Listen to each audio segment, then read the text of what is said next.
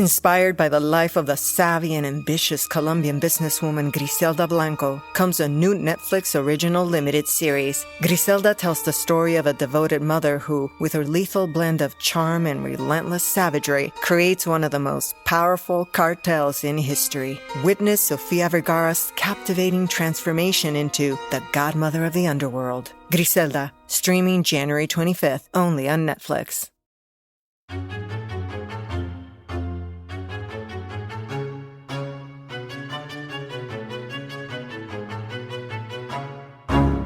Slashes, huh? What's your favorite scary movie? Not that one.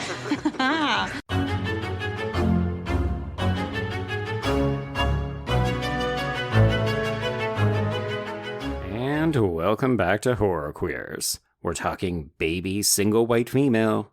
We're talking every network TV starlet under the age of 25. Maybe. And we're talking We Were Never Friends. And I'm Joe.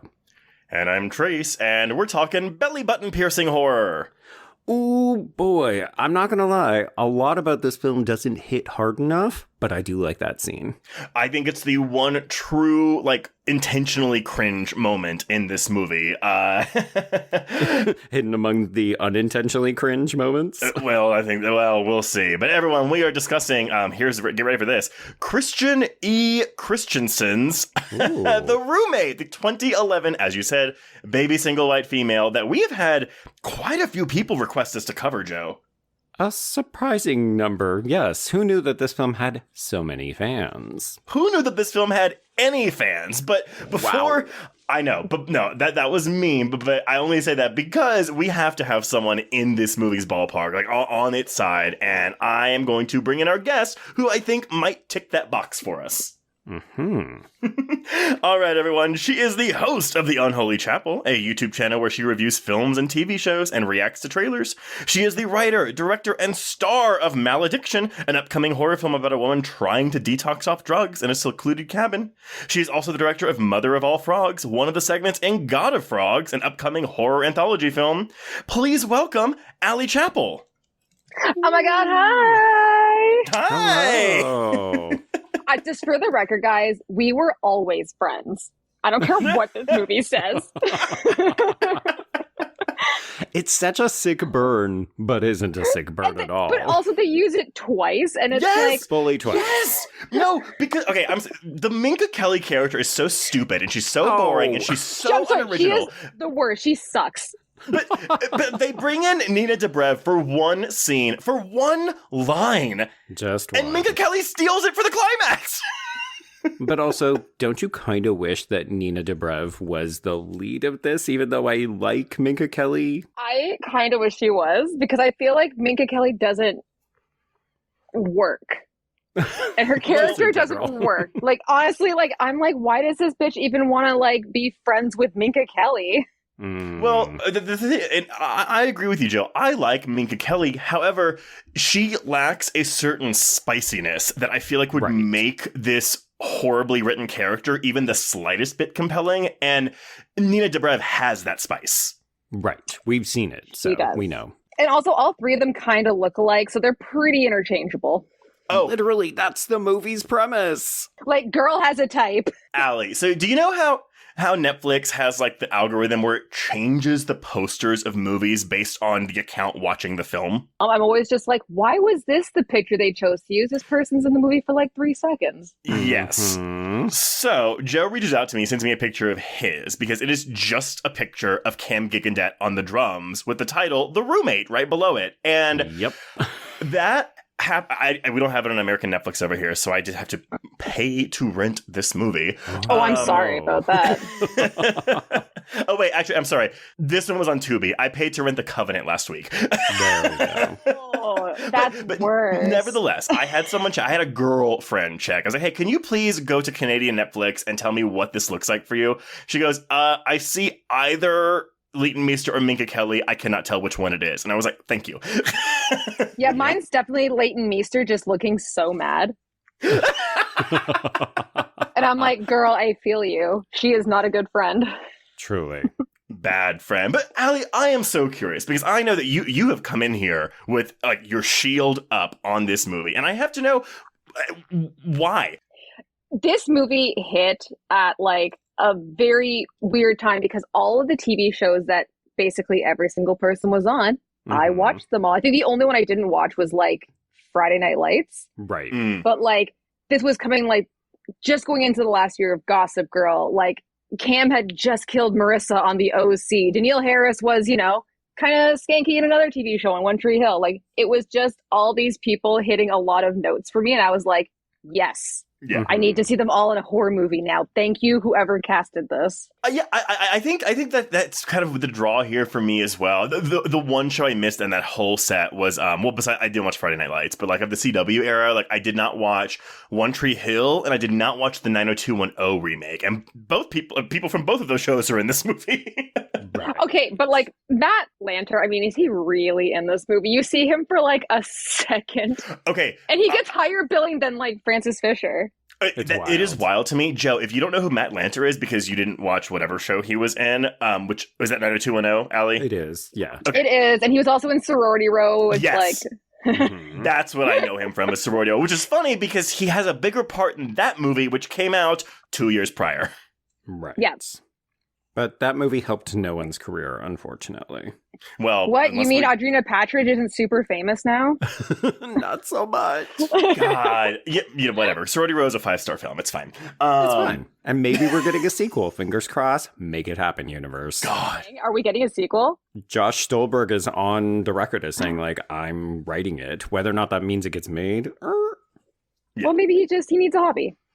Well, Truly. but. You know what, though? If you've been on Twitter in the past, like, 5 years, that movie has, like, found a new audience with gals and gays. And I guess maybe the younger generation. I don't know what Gen Z thinks of Sorority Row, but I have to assume that's enough of a push for him to get him to write it. But we will not be getting a sequel. But what we will not be getting a sequel to is The Roommate.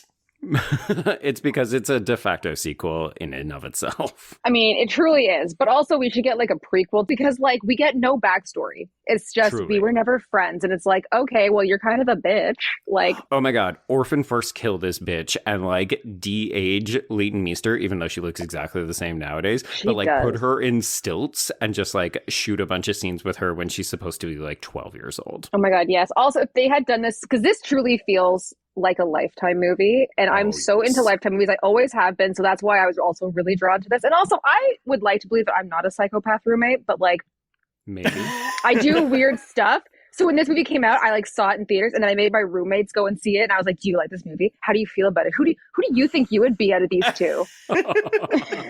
Should we all get Emily tattoos? Let's like, do should it. we? But also, if they were God. gonna like really lean into the absurdity lifetimeness of this film, it should have ended instead of her, I don't know, dying ? Rebecca should end up in like a mental institution where she gets a new roommate that she can like actually manipulate and be friends with.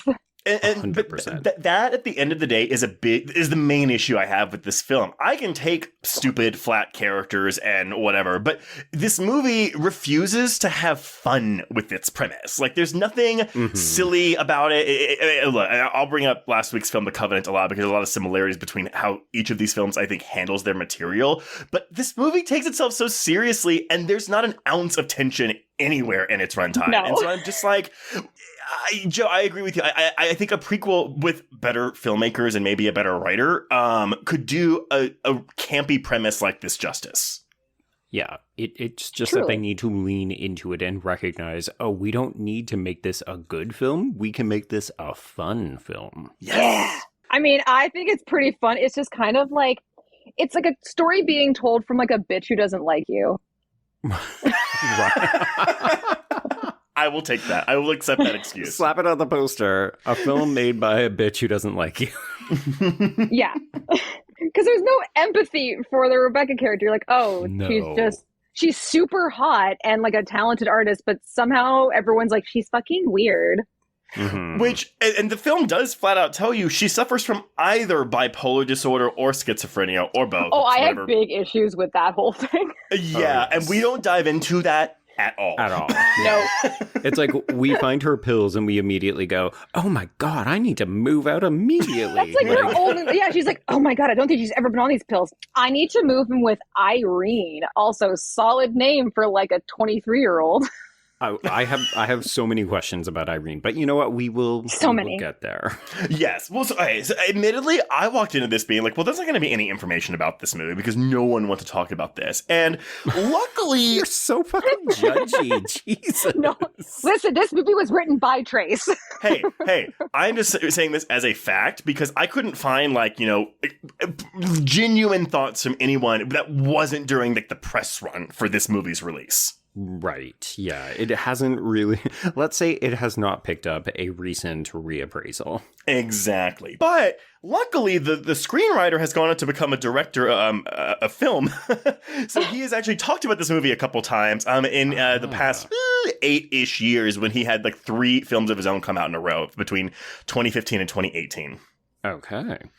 So, The Roommate is the brainchild of producer turned screenwriter Sunny Malhi, and he actually went to college for political science and international relations, and right after college, he moves from Chicago to DC to work in politics and get his PhD in international relations. But he loved movies, always loved movies, and I guess one day his dad told him, yeah, you should look into doing that, and he was like, I don't really think you can make a career out of that. And then I guess he just didn't like what he was doing in DC. So he was like, you know what? Fuck it. I'm just going to try it. So he started taking some night classes on film theory in Chicago, which is where he was from. Follow your dream, kids. Exactly. You might make The Roommate. Wow. Okay. Wow. Be selective when you follow your dreams, kids. At least he made something. This is true. Trust me, he actually has some good things under his belt. This is just, in my opinion, isn't one of them. But I know. He blew my mind when I read his whole like IMDb. I was like, oh, I have some questions about what you've written. Well, okay, so it also important to note, he found his love of horror after getting into the business. So he didn't have that innate love of it when he started trying to get into films. But okay, he drives up to Los Angeles to get a job, but he got a job as an unpaid intern.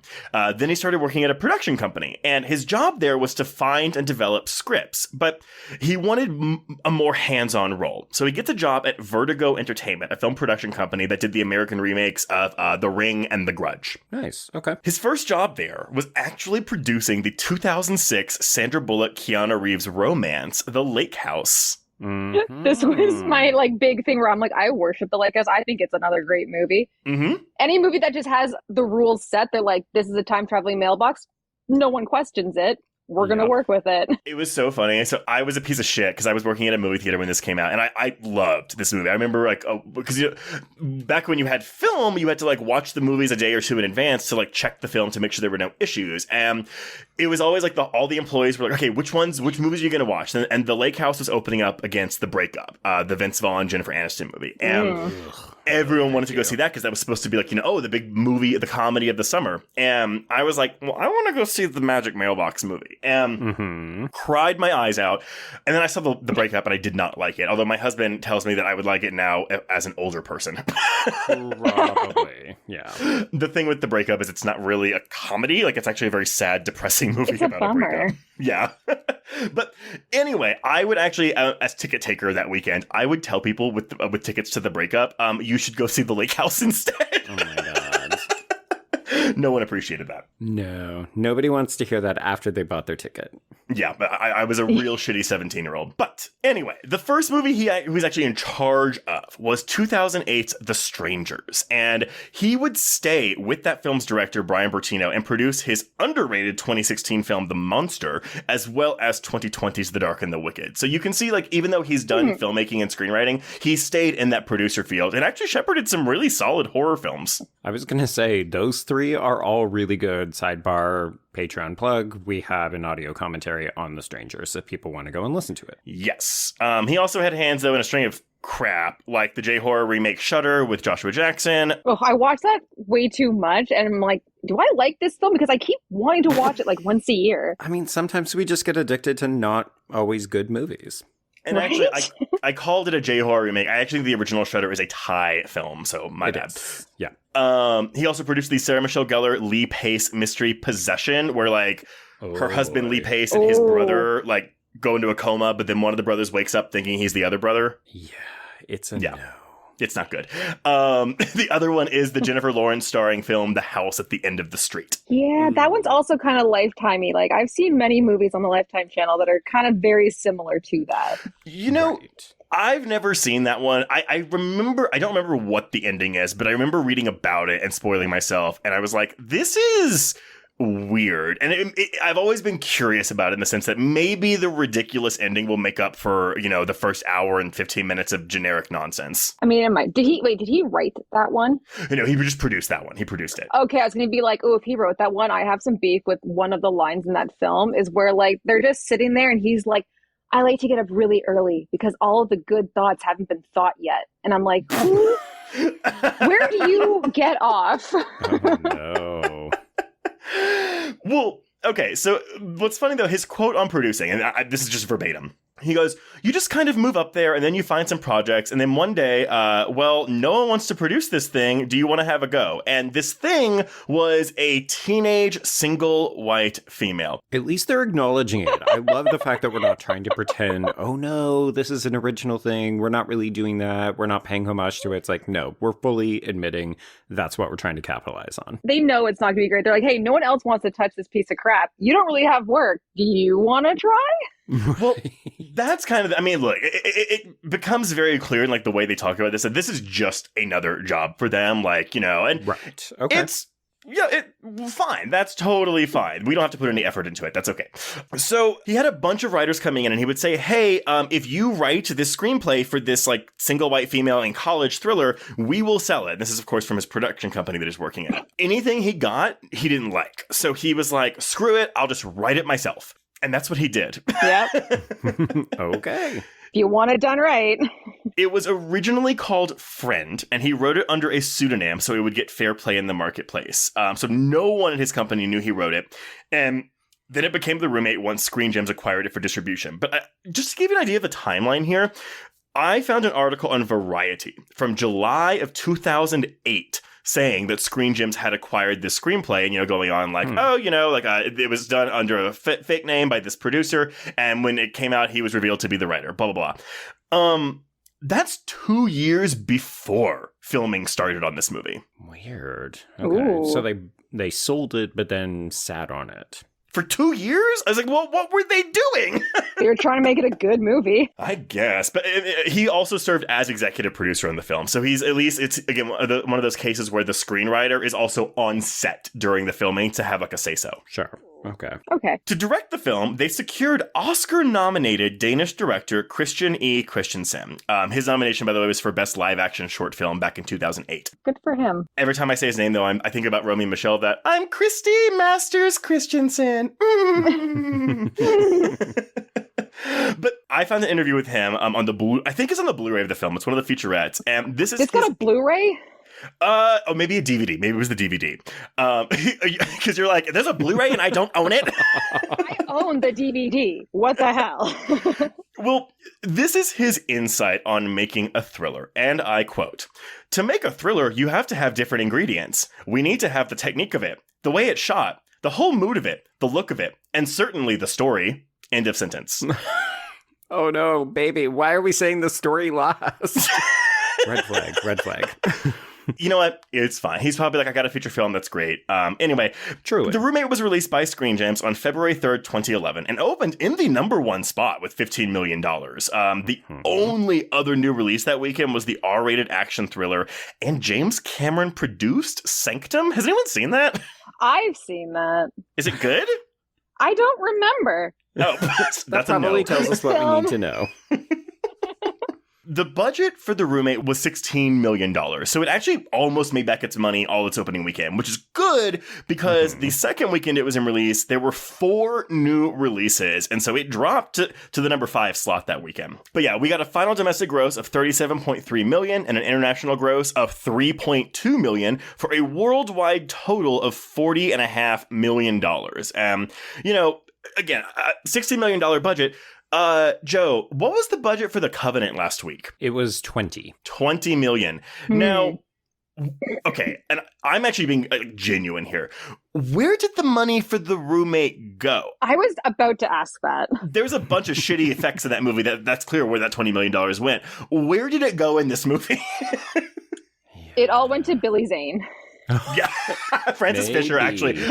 Like Academy Award nominee Francis Fisher is like, $10 million. How do we attract adults to this project? We need to actually pay them above scale. Yeah.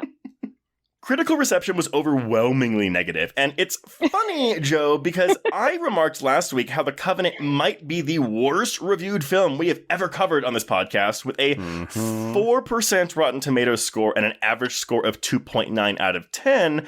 Well, y'all, 1 week later, and my foot's in my mouth, The Roommate has a 3% Rotten Tomatoes score and an average score of 2.8 out of 10.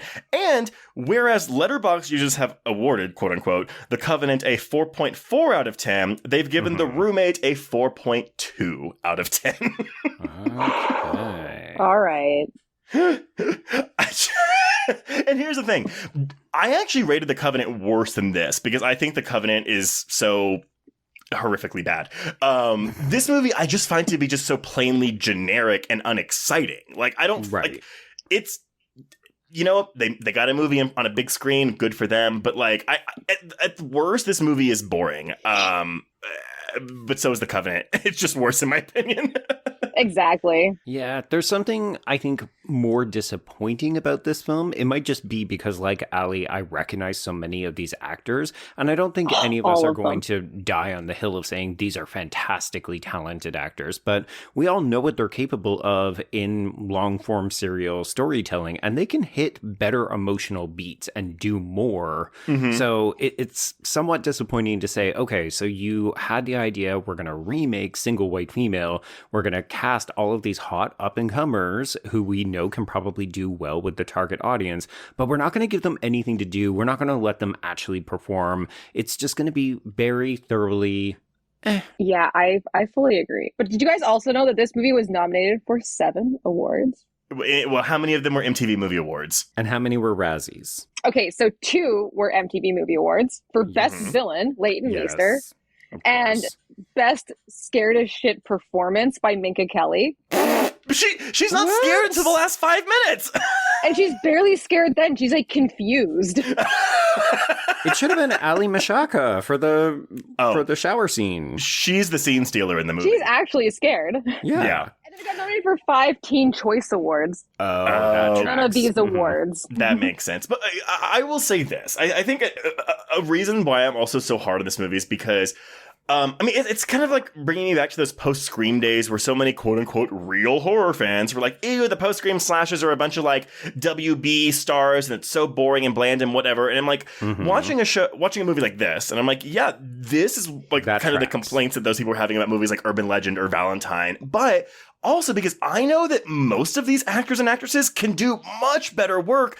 I mean, shit, look at the shows they're on. Like, how many layers does Leighton Meester get to play on Gossip Girl as Blair Waldorf? She is the queen. She has fun here with the little she's given to do, but also Rebecca doesn't do enough crazy... I mean, look, yes, she puts a cat in a dryer, which is horrifying. But, that's not an okay scene. No, but again, like, there's not enough stuff like that to let her get to kind of have fun with the evilness of this role. Yeah, they really bland her up as a villain. Truly. It's kind of surprising how little ends up happening in terms of, disturbing things. Like, there's a couple of moments where you think, oh, that's a sure sign that this person is a quote-unquote wackadoodle. But at the same time, it's like, we barely even kill anybody in this movie. And I would have thought we'd just be dropping bodies. It really leads you to believe that, like, a lot of shenanigans is going down. Like, you think that Allie's character, Tracy, is gonna die. Yes. But, like, that's kind of it. And then her friend, who I don't even remember what her name was, the third in their little trio. Yeah. Who is she? Kim, yes, who just disappears out of the fucking movie. It's, I mean, again, there's just so many... I mean, look, there can't be a wrong decision because it's art. Although I would argue this is less a work of art and more of a business transaction. It does It feel feels like like that, it. right? It's by the numbers. We looked at Single White Female. We crunched how to do key sequences, key characters, plot developments, and so on. And then we just wrote in teen version and then shot it. Yeah. And they hired people who, at that point in time, were still very popular, and people would go to the theaters to see them. Like, I 1,000% went because I'm like, fuck yeah, Blair Waldorf. I'd see you kill someone. Sure, absolutely. Yeah. It's a spooky film with Blair Waldorf and a bunch of other people from WB shows. And we all went to the theater. But to go back to my point, though, I feel like people that would turn their nose up at this and be like, oh, because now it's CW, you know? Oh, it's like a shitty CW, like, cast of whatever. And it's like, okay, but that's doing a disservice to the actual quality work that is on the CW. I'm just very defensive of CW shows because I think that some of them are genuinely good. They are. I agree. Formerly. Now we don't do anything on the CW because they got bought and sold and they don't make teen shows anymore. But yes, right. I'm taking your point. I see exactly what you mean, and I agree with you wholeheartedly. Awesome. But that's all I got. So let's talk about what happens in this movie. Okay. I mean, I'm not going to lie. So little happens that I ended up overcompensating, and I had to get my notes down from 4 pages of plot to the usual standard about 2.5 to 3. Okay. I was like, wow, I this love this happens, film, and I have 2 happens. pages of notes. Excellent. Okay, so we open the film with an introduction to Sarah, played by Minka Kelly, and she's moving into her UCLA dorm room, and she is a little bit sad because she has arrived first, so even though she gets to pick the bed, she was looking forward to meeting her roommate. Oh, sadness. Fun fact, Minka Kelly was 30 years old, playing an 18-year-old in this movie. Oh, we want to play that game, do we? All right, you opened it, so we're going to play the same game that we did with last week's The Covenant. So, oh, no! Oh, no! Let's do it! So, Allie, since you were not here for The Covenant, I would like you to tell me who was the oldest and the youngest actor in this film? Frances Fisher is the oldest. Oh, wait, I think you mean among the quote-unquote teens, right? Yes, oh, okay. I was like, correct. Guys, you have to make this harder. Okay. I want to say the youngest is either Nina or Allie, and then the oldest was Cam. Okay, you're pretty close. So you've got the youngest, so it's either Nina or Kat Graham as Kim. They would be either 21 or 22 when this movie was filmed. And, okay, Trace, your guess for oldest. Man, okay, so I know Minka Kelly was 30 when she made it, but, I'm going to say Cam Gigandet is the oldest. I'm going to say he is. Okay, so he is actually the third oldest. He is 28 or 29. The oldest is Danielle Ackles, who would have been 31 or 32. So that's Irene. Okay. Which kind of tracks, because I legitimately, I think, Allie, you already said this, I cannot figure out how old Irene is supposed to be, or how she and Sarah even know each other, because they seem I have like a lot of comments on that. How does she have a whole career, and I was so Sarah's confused. just going into also, college? is she, like, just out, like, she just graduated last year, but they're somehow best friends? And also, like, why does Sarah's dad call her to check up on Sarah? Mm-hmm. I have so many questions. So many questions about this. I also have a big issue with them saying that Des Moines, Iowa is a small town. Oh, is it not? I assumed Iowa was a small town. So look, I checked this. So granted, the population of Des Moines is about 250,000 people, which, compared to the 3 million people in LA, yes, it's much smaller. But I would never call the city of Des Moines a small town. It definitely feels like an East Coast, West Coast. Like, we don't actually know what the center's about. Okay, so Sarah's moving in. She's eager to meet her roommate. She keeps waiting. But in the meantime, she has a run-in or a near run-in with Tracy, who is played by Ali Mishaka, and Tracy invites her out for drinks with her roommate Kim, who's played by Kat Graham. So since the roommate has not appeared, Sarah agrees to go, and we immediately get ourselves into a roofie colada situation where she is being fed these drinks and apparently doesn't recognize that there is alcohol, but also, how are you selling these drinks to people and not telling them that there's alcohol in it? Because it's a frat house. It's a frat party. Yeah, they're not selling these drinks. Yeah, if you don't load it up with the frat boy punch into your bedroom, then, like, you have to do kitchen duty. But, okay, here's the thing, though. Not a clean sentence. I was going to say, that is rape culture right there, folks. I saw the Minka Kelly is 30 and playing an 18-year-old in this movie fact before I started watching it. And so I watched it and I was like, yeah, she does not look 18, but it's passable. What did not sell it for me, though, was when a person who looks like Minka Kelly could not tell there was booze in this punch. I was like, oh, you are dumb, and you look way too old to be knowing, not to know this. You're too old to be this dumb. Wow. But, hey, she's from small town Des Moines, so, you know. Right. Apparently, if you're from Des Moines, you can't figure out how to navigate a social circle in LA, and you're going to get roofied. And Terrible. You can't taste booze in trash can punch, I guess. I don't know. Exactly. Oh, You're boy. just at Des Moines. You're drinking grain alcohols. When you get this punch, you're like, "There's nothing in this." Horrible. Apologies to everyone in Des Moines.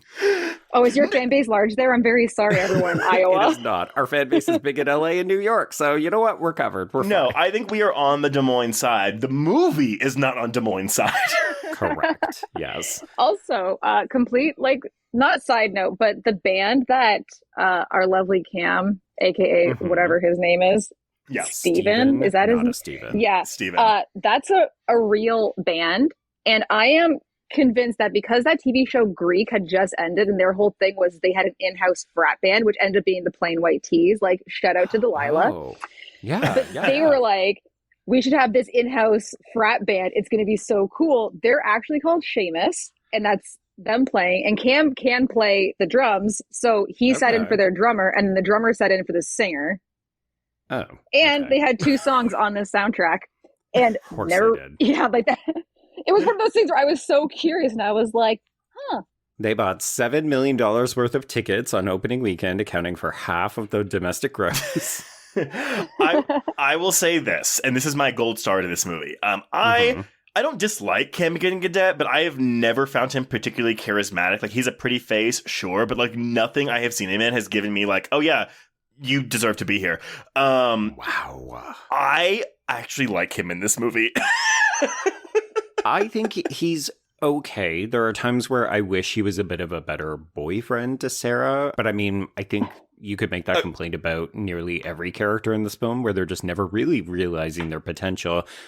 I challenge you, Trace. You need to go back and watch Burlesque, because he is wearing guy liner for days. He looks hot as fuck behind the bar, and he wears a cookie box over his dick. I've seen Burlesque 3 times. I will never like Burlesque as much as you like Burlesque. I don't understand why people like Burlesque. Because it's fucking great it's and Cher, very it's stupid. Christina Aguilera. No, look. Yes. It's all of Coyote that. Ugly, but with burlesque dancers. But like so much tamer than Coyote Ugly, and it's not even real burlesque. Oh, no, it's No, definitely they don't know not what burlesque is. That's what I love. Sidebar on the whole roommate conversation. There's a moment in Burlesque where Christina Aguilera, after she I want to work here, I want to sing and dance here, she goes out and buys an entire bed's worth of books on Burlesque, and you're just like, well, clearly nobody else did that when they were writing this movie, because none of this is fucking Burlesque except the one number where she strip teases. Look, the best part of that movie is Kristen Bell yelling to Cher, I will not be upstaged by some slut with mutant lungs. I was literally just going to say that, but the mutant lungs comment, I'm like, that is Christina, though. Like, her youth, I was like, how does this girl have these lungs? She is a baby. But that movie also has 4 different bad guys, because it has Kristen Bell, it has Eric Dane, who's going to buy the club. I think there's someone else who's kind of a bad guy in it. That movie's so confused, and it's Peter not fun. Gallagher. Yes! Peter Gallagher, yeah. Because he wanted to sell the From the club. OC. Also from the OC. Yeah. No, it's a mess. All of these movies are messy, but, that came out at the same time period as this. I think it was the same year as this. It's 2011. Oh my God. The best year, cinematically. Clearly the best year. Oh, I'm sorry. Burlesque is 2010, everyone. Get your facts I mean, straight, that's Jesus basically Christ. 2011. Okay, wait. But it came out in November, whereas this came out in February of 11. So Burlesque comes out 3 months before The Roommate. Cam be working. It's the giggin' renaissance. Is that a thing? No. We'll make it happen. Okay. Well, because he had a 1-2 punch, because 2009 was no. Was he Twilight those years? Oh, that was 2008. Pandorum was 2009. Burlesque was 2010, and The Roommate was 2011. I forgot about Pandorum. Pandorum was The Descent in Space with Dennis Quaid. Yeah. No, it's Wait. it's the Sam Neill. Sorry, that's Event Horizon. Yeah, no, it's more Event Horizon is Sam Neill. Oh, yeah. Okay, I'm sorry. It's like Event Horizon had a baby with The Descent. That's what Pandorum is. There we go. I love it. That's the title on the box cover. Or just make that movie, because all we do is recycle shit, right? Yeah. Okay, so all this to say, we're back to the movie. Yeah. Sarah is having this cute but also uncomfortable interaction with Steven, and he ends up coming to her rescue and by proxy Tracy when Tracy starts stripping on the stairs. Good friend to take her home like this. Yeah, I mean, I'm not gonna lie. I saw people get shit-faced messy the first couple of weeks of uni, so this rung true to me. Same here, but also all of the old tech alerts, like all their little flip phones up trying to take a photo. I'm like, I hope you enjoy that greenie. It's going to be like, is that a pixel or a tit? I can't tell. Yeah, and you're far enough away that you're like, are those nipples? Well, because when did the iPhone really take, I mean, it would have been like shortly after this, I feel like, when the iPhone started like taking over like flip phones. Yeah, around this time, but it would have been very expensive. Going to the University of Los Angeles, so they're clearly all poor. They're all this is super their rich. community college. Okay, the iPhone 5 was 2012, so there you go. There we go. Okay. That was a lifetime ago.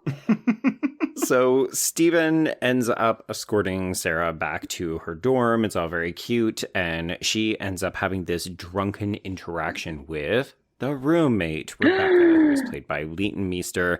It's not the best of introduction. She immediately runs out of the room so that she can puke. But the next day, she and Rebecca decide they're going to get up. They're going to go to the bookstore, get ready for classes. And we're getting all kinds of backstory exposition when Sarah's phone rings. And it's her ex, Jason, who will be voiced and later played by Matt Lanter. Man, I don't think he even shares a scene with Minka Kelly. No, he has like one scene with Leighton Meester.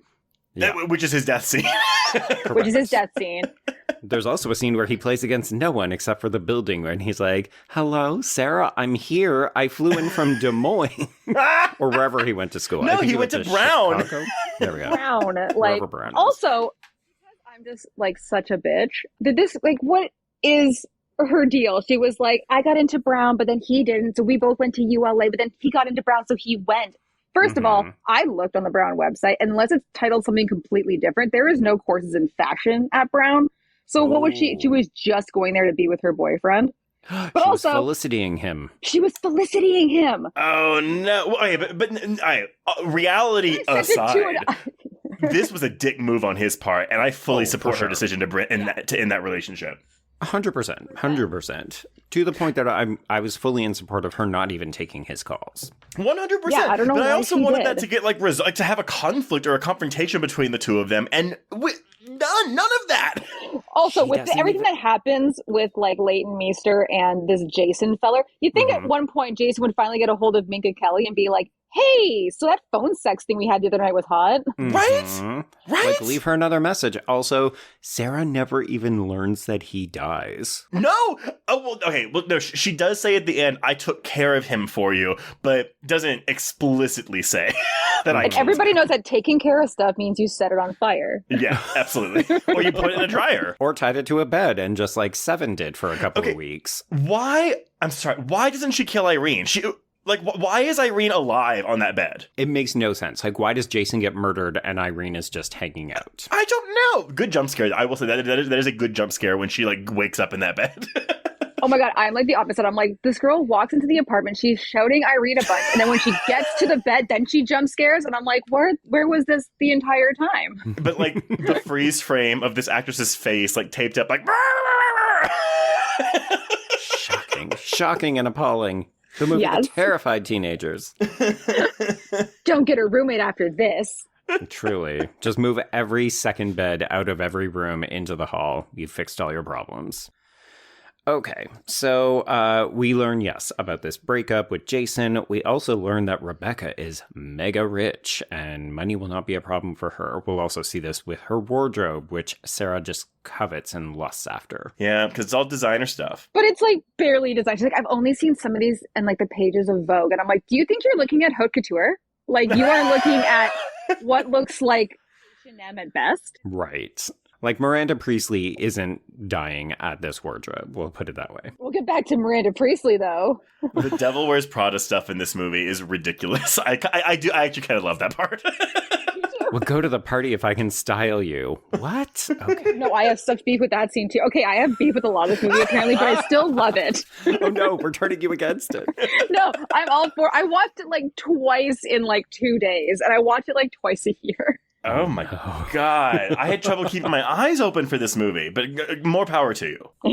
Okay, so also in the cafeteria, Rebecca refuses Tracy and Kim's attempts to give her a nickname. They're like, we're going to call you Becky or whatever. And I was like, this Becky is not what you Reba. do the first time you meet someone. I thought that too, but also like if she introduced herself as Rebecca, good chance that she doesn't want a nickname. Exactly. So again, this is me looking at like trivia for this movie and before I've seen the movie. And so it's like, oh, Minka Kelly's character doesn't learn that Rebecca is insane until the hour mark, which by the way, that's I think when she discovers the pills. But oof, beef with that. But she doesn't even learn that she's like, killing people and doing stuff until like the last 5 minutes of the movie. But then watching this, I was like, well, honestly, when is the first like big red flag from Rebecca? Because I actually think it's past the 30-minute mark of the movie because her reaction in this scene is completely normal. 100%. We're on her side.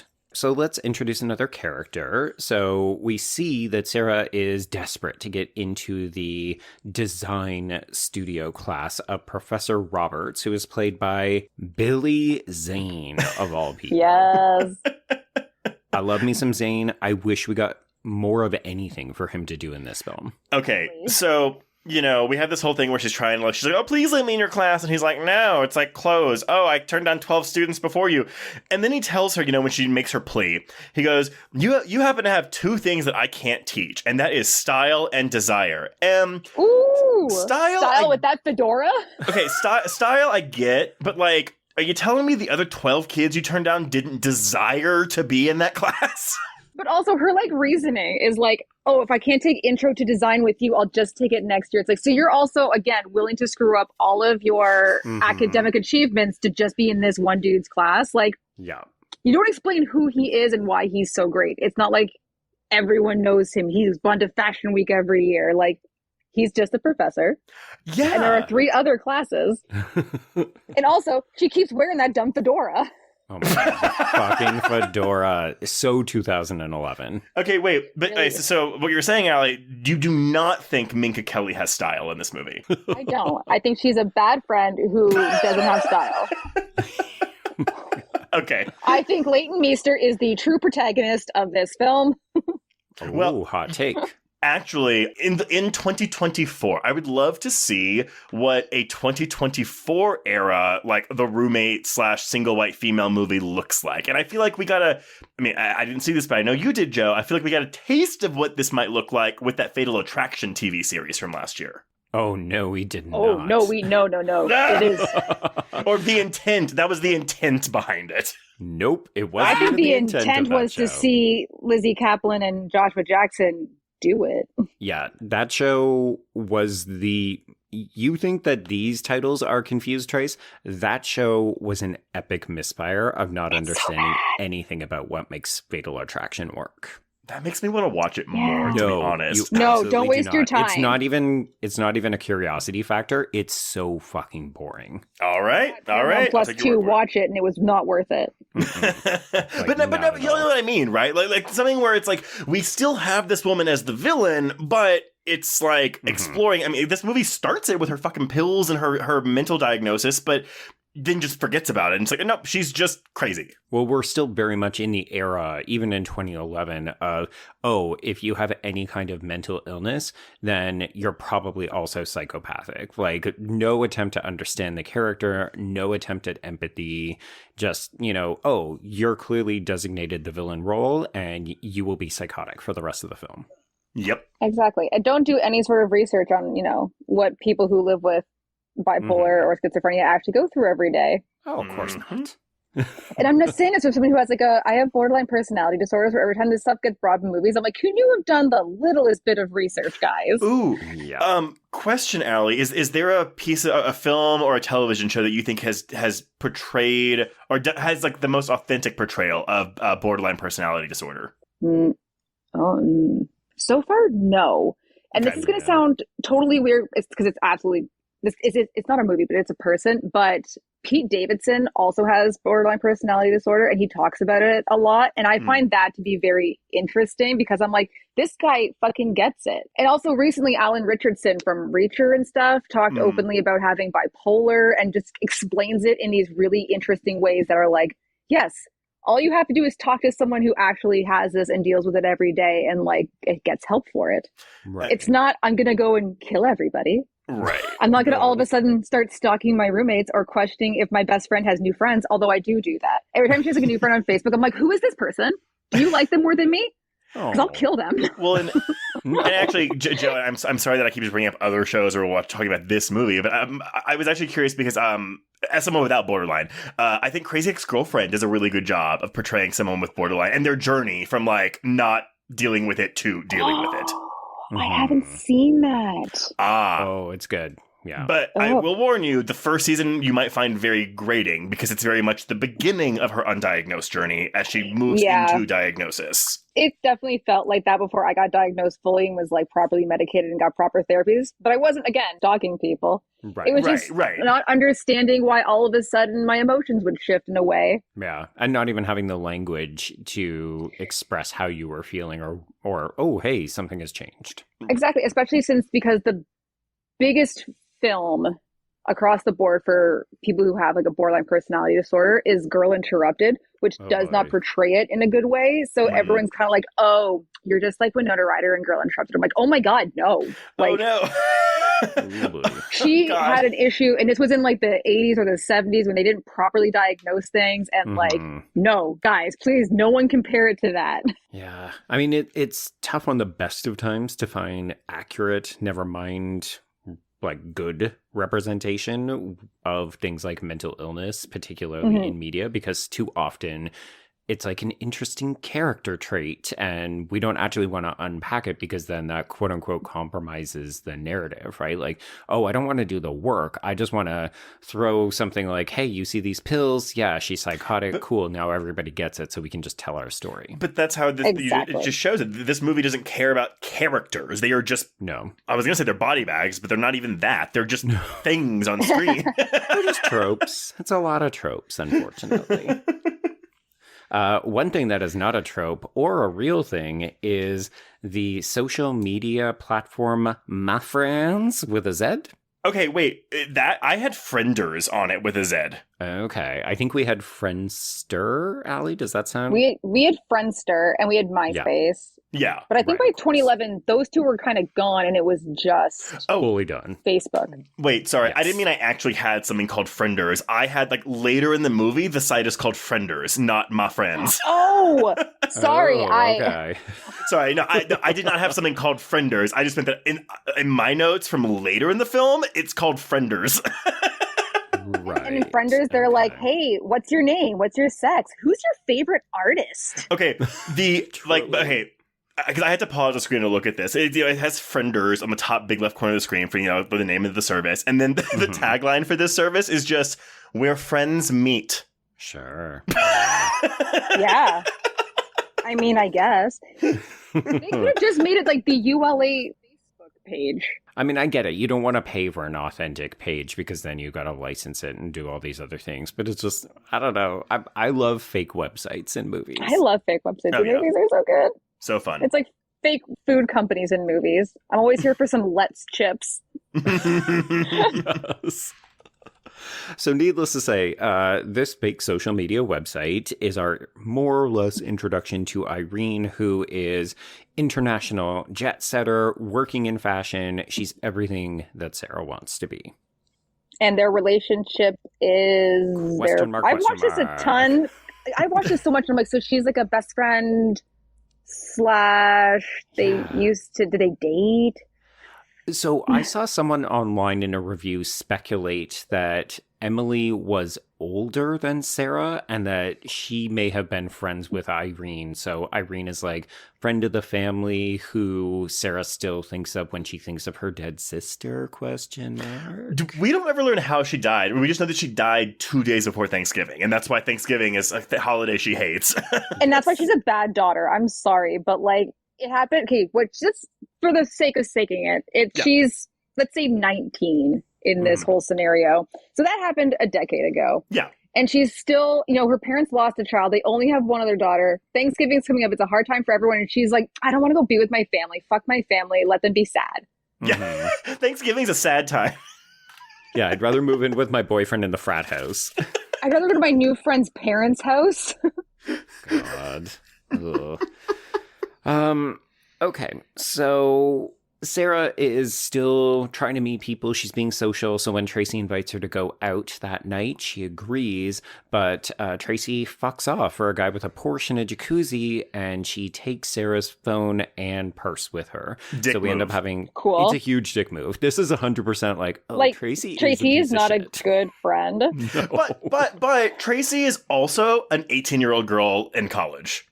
100%. Yeah. Like, I'm Yeah, not she excusing her behavior, but, like, I mean, I'm not saying I've never had a friend, like, abandon me at a club to go get some snatch. Yeah. Grace. Yeah. I may have been that friend. Like, it's... Things happen. Also, Trace, I forbid you from ever saying that. Snatch. Nasty. Also, get snatch? out of here. None of my friends were looking for snatch, I promise you that. Stop saying it. Snatchy, snatch, snatch, snatch, snatch. God. Yes, so this requires Sarah to call Rebecca for help. We have this really nice moment where the girls meet at this all-night diner. We get pancakes, we bond a little bit. And the next day we say, you know what? Let's hang out. We're going to go to an art museum. Sarah learns that Rebecca's favorite artist is a guy named Richard Prince, and he's got this very evocative painting of a bloody nurse that Rebecca says is her favorite. It's like the most blood we'll ever see in this movie. It's a really nice painting. It is a nice painting. I mean, I think this is meant to be the first big red flag. Like, Right. Ooh, why would you like this disturbing art? But part of me, I'm offended. I'm a horror movie watching audience member saying, oh, I'm supposed to see this girl as a threat because she likes bloody art? Like, fuck you, movie. That's what I'm watching right now. For me, in this movie, the first big red flag was when Tracy invites them both out to go clubbing, and her response is like, clubs aren't really my thing. And then everyone's like, oh, this girl's a fucking psychopath. Like, how dare she not want to come to the club with us? She wants to stay in. I know. I'm Psycho. like, how? There's so much judgment. So much okay, judgment. but there is. I agree. Like, it's perfectly acceptable for a girl in college to be like, clubs aren't my... It's perfectly acceptable for anyone to say clubs aren't my thing. However, 100%. the way in which she says it is so snide towards Tracy. And then she It gets is. up off the bed and sits on her bed. Like, now she just can't even be a part of it. Yeah. And you're like, red flag. And here's the thing. Like, is this very childish and immature? Yes. Is it the mark of a psychopath? No. No. Yes.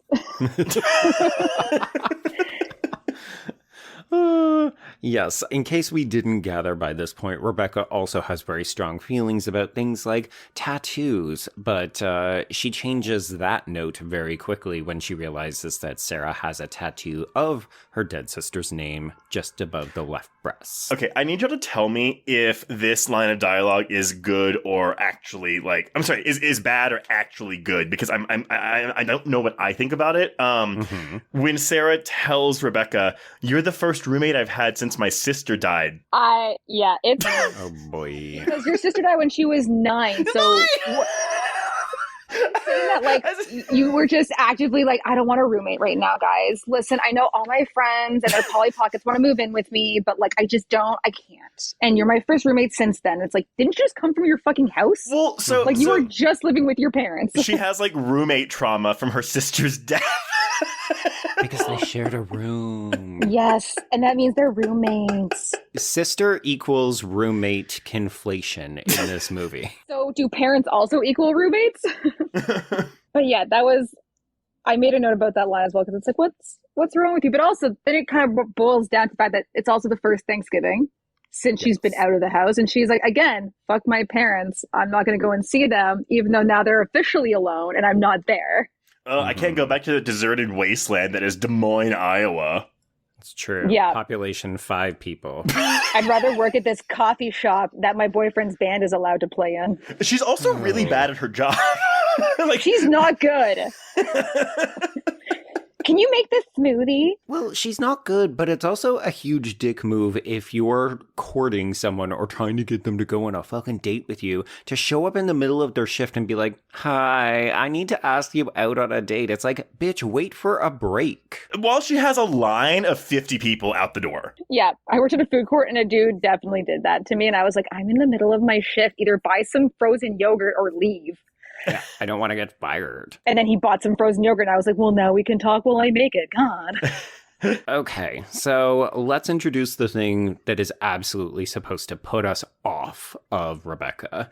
So we have Sarah out and she discovers the adorable baby pussy named Cuddles. If I can't say snatch, you can't say pussy. Oh, but I just did. Yeah, I wrote in my notes, this cat's gonna die. 100%. Like, we don't introduce animals into these kinds of movies unless we're going to threaten them or kill them off. Also, how do we feel about, she's basically an adult who can drink and party and go to clubs. And then she names this cat that she finds in the street who, you don't know where this cat's been. It could have diseases. And then she names it Cuddles. Like, are you for? This is my kitty cat, Cuddles. But also, she's never home to take care of that cat. No. That's not her it's problem. It's not even a cat. It's a kitten. This thing would require attention. Yeah, exactly. And yeah, the animal killing is nothing new. You know, we've got the bunny in Fatal Attraction. We've got the dog that gets dropped out the window in Single White Female. Like, it's just something these movies do.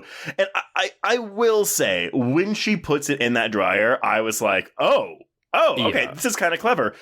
It's upsetting. It is upsetting. And not that I want to see this dryer turn on. Like, I did not want to see that. But it was also just kind of like, oh, well, we're just taming this down because it's PG-13. We can't upset people too much, even though we're killing a cat. But also, did she just leave it in the dryer? Well, and that's the thing. We don't know. It's this movie saying, oh my God, it's so shocking. Look at what of a fucking psycho this girl is because she's going to kill this adorable kitten. Sarah doesn't even fucking find out. Yeah, only we know this as an audience. Which is just, what? It's a missed opportunity. And this doesn't happen until after the hour mark, too. So the cat, so again, she's still like, there's like... Other stuff happens. Yeah, but at this point in the film, you know, yes, she's maybe made a couple remarks where you're like, oh, like, maybe you need to like make another friend or something. But nothing that screams like, I'm a serial killer. Yeah.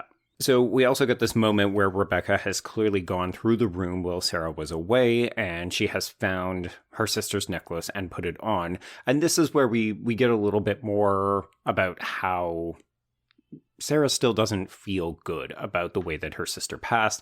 And she says, you can go through any of my stuff, you can borrow anything that you want, but just don't touch the necklace. It's the most important item I have, which of course automatically makes it the only thing that Rebecca will go after. Of course. Yeah. That's one of those lines where I'm like, that's a fair thing to say. Like, hey, you can touch anything you want, but this is actually like really important to me. Please don't touch it. Like, that's a fair thing to ask of someone. Yeah, especially when you give them carte blanche to anything else in your room. Which, like, I would take advantage of that. I'd be like, cool, sounds good. Yeah. Now, would you give up half of your closet space for your roommate? See, I wouldn't, because I have a lot of clothes and stuff and things. And I would be the other one. I would be like, hi, can I actually have your closet space? Okay, thanks. Once again, you are the Rebecca. Okay, thanks, bye. Okay, thanks. I think one of the things I wish we did a little bit more of, like, these scenes make sense because when you move in with someone, you do have to negotiate how you're going to do things like, when are we cleaning? You know, are you messy? Are you clean? Do you like pets? Can we have this? And like, you need to negotiate all of these things so that you don't enter into conflicts. And I guess I just wish that later on the film had addressed like, okay, we had made these agreements and now you're starting to break them as a way of escalating some of the tension. Because too often we don't really end up addressing the weird things that Rebecca's doing. Like, we'll come back to the necklace, but I think it's after Sarah is trying to move out and she's like, I can't find the necklace. And she sends Steven back to get it. LOL. You do shit like this. She didn't care about it that much, apparently. Well, she's so terrified at that point, she just needs to leave. Yeah, so she takes pills. So terrified, she got that Teen Choice Award MTV nomination. Oh my God. Best frightened performance. She's so scared. 2011 is a weak year, apparently. Hey, they were just nominated. We don't know who won that year. This is true. This is true. Oh my god, but who would win? I Look was that going to up. say, like, well, because I'm thinking 2011 also would have been the year Insidious came out. But no, yeah, it was. I was like, maybe Rose Byrne, but that's not teeny enough. So, Final Destination 5 came out, and Scream 4, and Paranormal Activity 3, Cabin in the Woods, the new Thing movie. I looked this up prior because I was curious. Ooh, I could imagine a Scream 4 thing. Yeah. Oh my, okay, y'all, I'm sorry. You're never gonna guess who won this, but I will tell you the nominees. Okay. Ooh, yes. It is, the actual award is called the Best Scared as Shit Performance. The first winner of this award was Dakota Fanning in 2005 for the movie Hide and Seek, which should tell you all you need to know about this. Okay, here are your nominees. Minka Kelly for The Roommate, Ashley Bell for The Last Exorcism, Okay. Ryan Reynolds in Buried, Jessica Shore in Piranha 3D, Hey. and Elliot Page in Inception. Inception? Mm-hmm. I never took Scared in that movie. And I will tell you right now, the winner was Elliot Page for Inception. You know what, though? It's because Inception was the biggest film on that list, so most people saw it. I think it was maybe like, I don't know, in one of the sequences, like Elliot Page probably looked scared because they were driving off a bridge into the water or something. Sure. Genuine terror. God. What a weird category, too. But also, what a horribly, I'm like, Insidious came out this year, and that's not even on the ballot. Also, neither is Scream 5 or Cabin in the Woods. Like, there were so many other things that could be in this. Scream 4. Did I say 5? I didn't mean You that. said 4 it was originally 4. and then 5. Yeah. Okay, I meant Scream 4. Yeah, none of that. Scream 4 was never nominated for this particular category. Although I that definitely did get to the nomination some year. I mean, also, y'all, the 2013 winner of this Scared as Shit performance was the kid from Life of Pi. What? Because he was in that boat with that tiger? Yeah, he was really scared, I guess. The tiger wasn't even there. I mean, it doesn't say in a horror film. No, it doesn't, but... It doesn't. That's on us.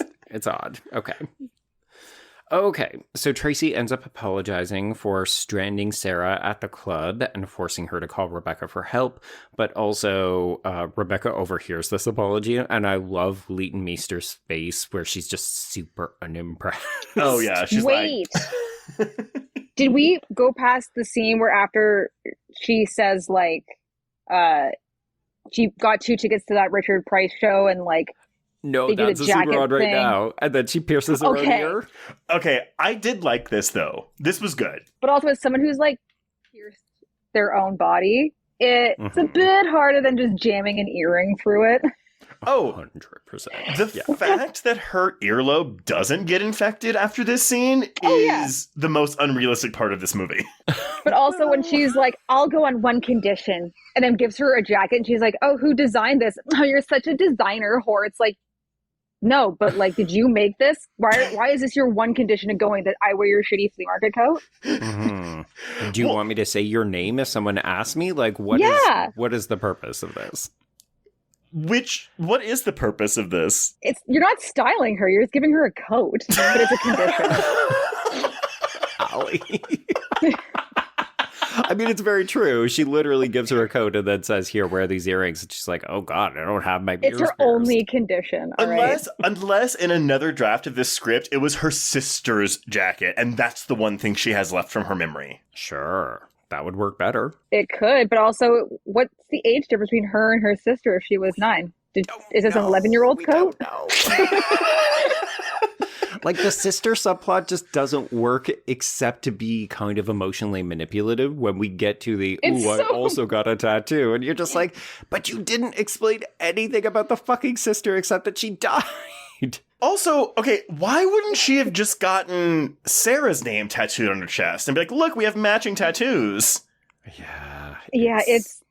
That part doesn't make It doesn't sense. make any sense. I mean, but that's the legitimate crazy. Supposedly, yeah. Well, I think that's where they kind of leaned into the whole single white female where it's like, do you want to be her or be on her? Like, Right. Yeah. Well, Actually, okay, I don't think we've actually gotten to this. I'll wait till we talk about it. No, Sorry, we have jumped all over the place now. Yeah, but continue, Joe. Okay, let me get us back on track. So the next sequence is when Tracy comes out of her room and she finds Rebecca sitting outside her dorm room. Yeah, totally normal. Then she tries to warn Sarah that Rebecca is a quote-unquote psycho. And I'm not going to lie, I understand that Tracy has had some weird interactions with her, but if I go outside of my room, I often saw people just hanging out in the hall. Yeah, it's a little bit weird, but also that doesn't make Rebecca a psycho. Well, okay. I mean, the way she stares at her and then gets in her face is weird, but also, who doesn't do that? That just seems like a normal roommate thing to do. No, but okay, but it looks like she's been waiting out there for her to answer the door just so she could do.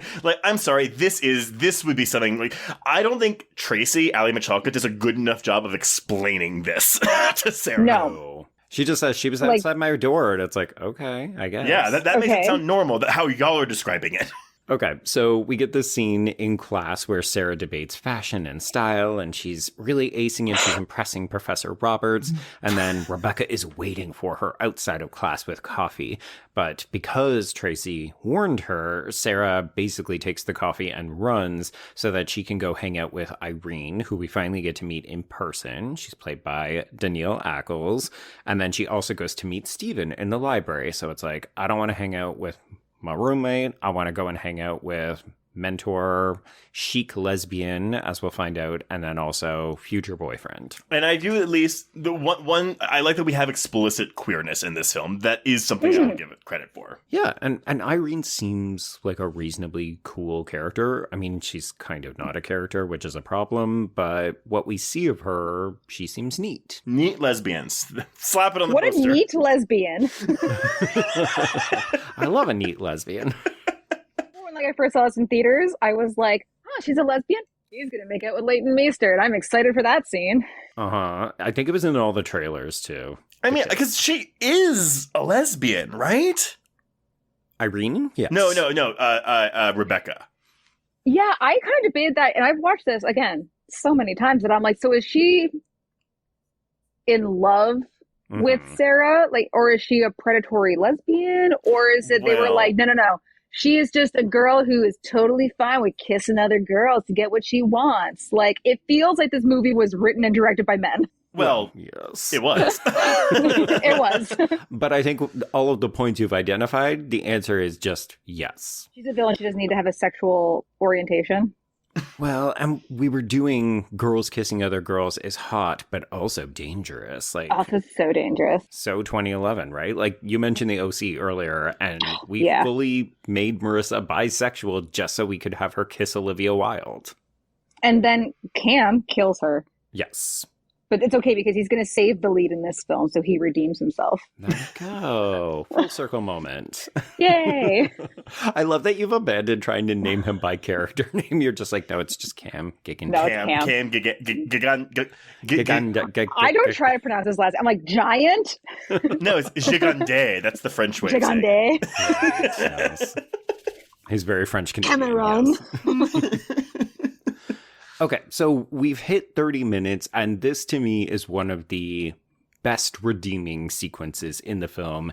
It's the Tracy getting stalked and attacked in the shower sequence. Joe, which is the better shower scene? This one or last week's The Covenant shower scene? They're both so long. I think this one is more successful because I do find parts of it legitimately tense. And the fact that Rebecca does end up attacking Tracy is at least a pro compared to poor Hollow Man homages. Allie, I'm so glad you said they're both so long because one of my biggest complaints with that Covenant was we spend so much time in that shower. We get Laura Ramsey out of the shower. She runs into one of the guys and then he's like, oh, well, let's go look at the shower again. So then we have to go back in the shower.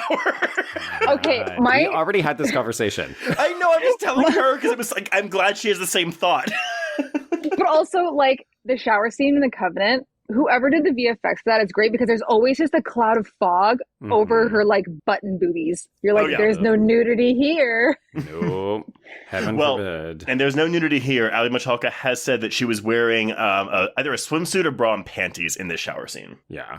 I think this is better disguised, though. Like, I actually think it's better shot as well. Well, it also, because, again, my complaint with that shower scene last week was, why are we just at her ass just so we can see her tramp stamp tattoo? Whereas with this one, at least we have to see her belly button to be like, oh, she's got a piercing. That's going to come into play in just a minute.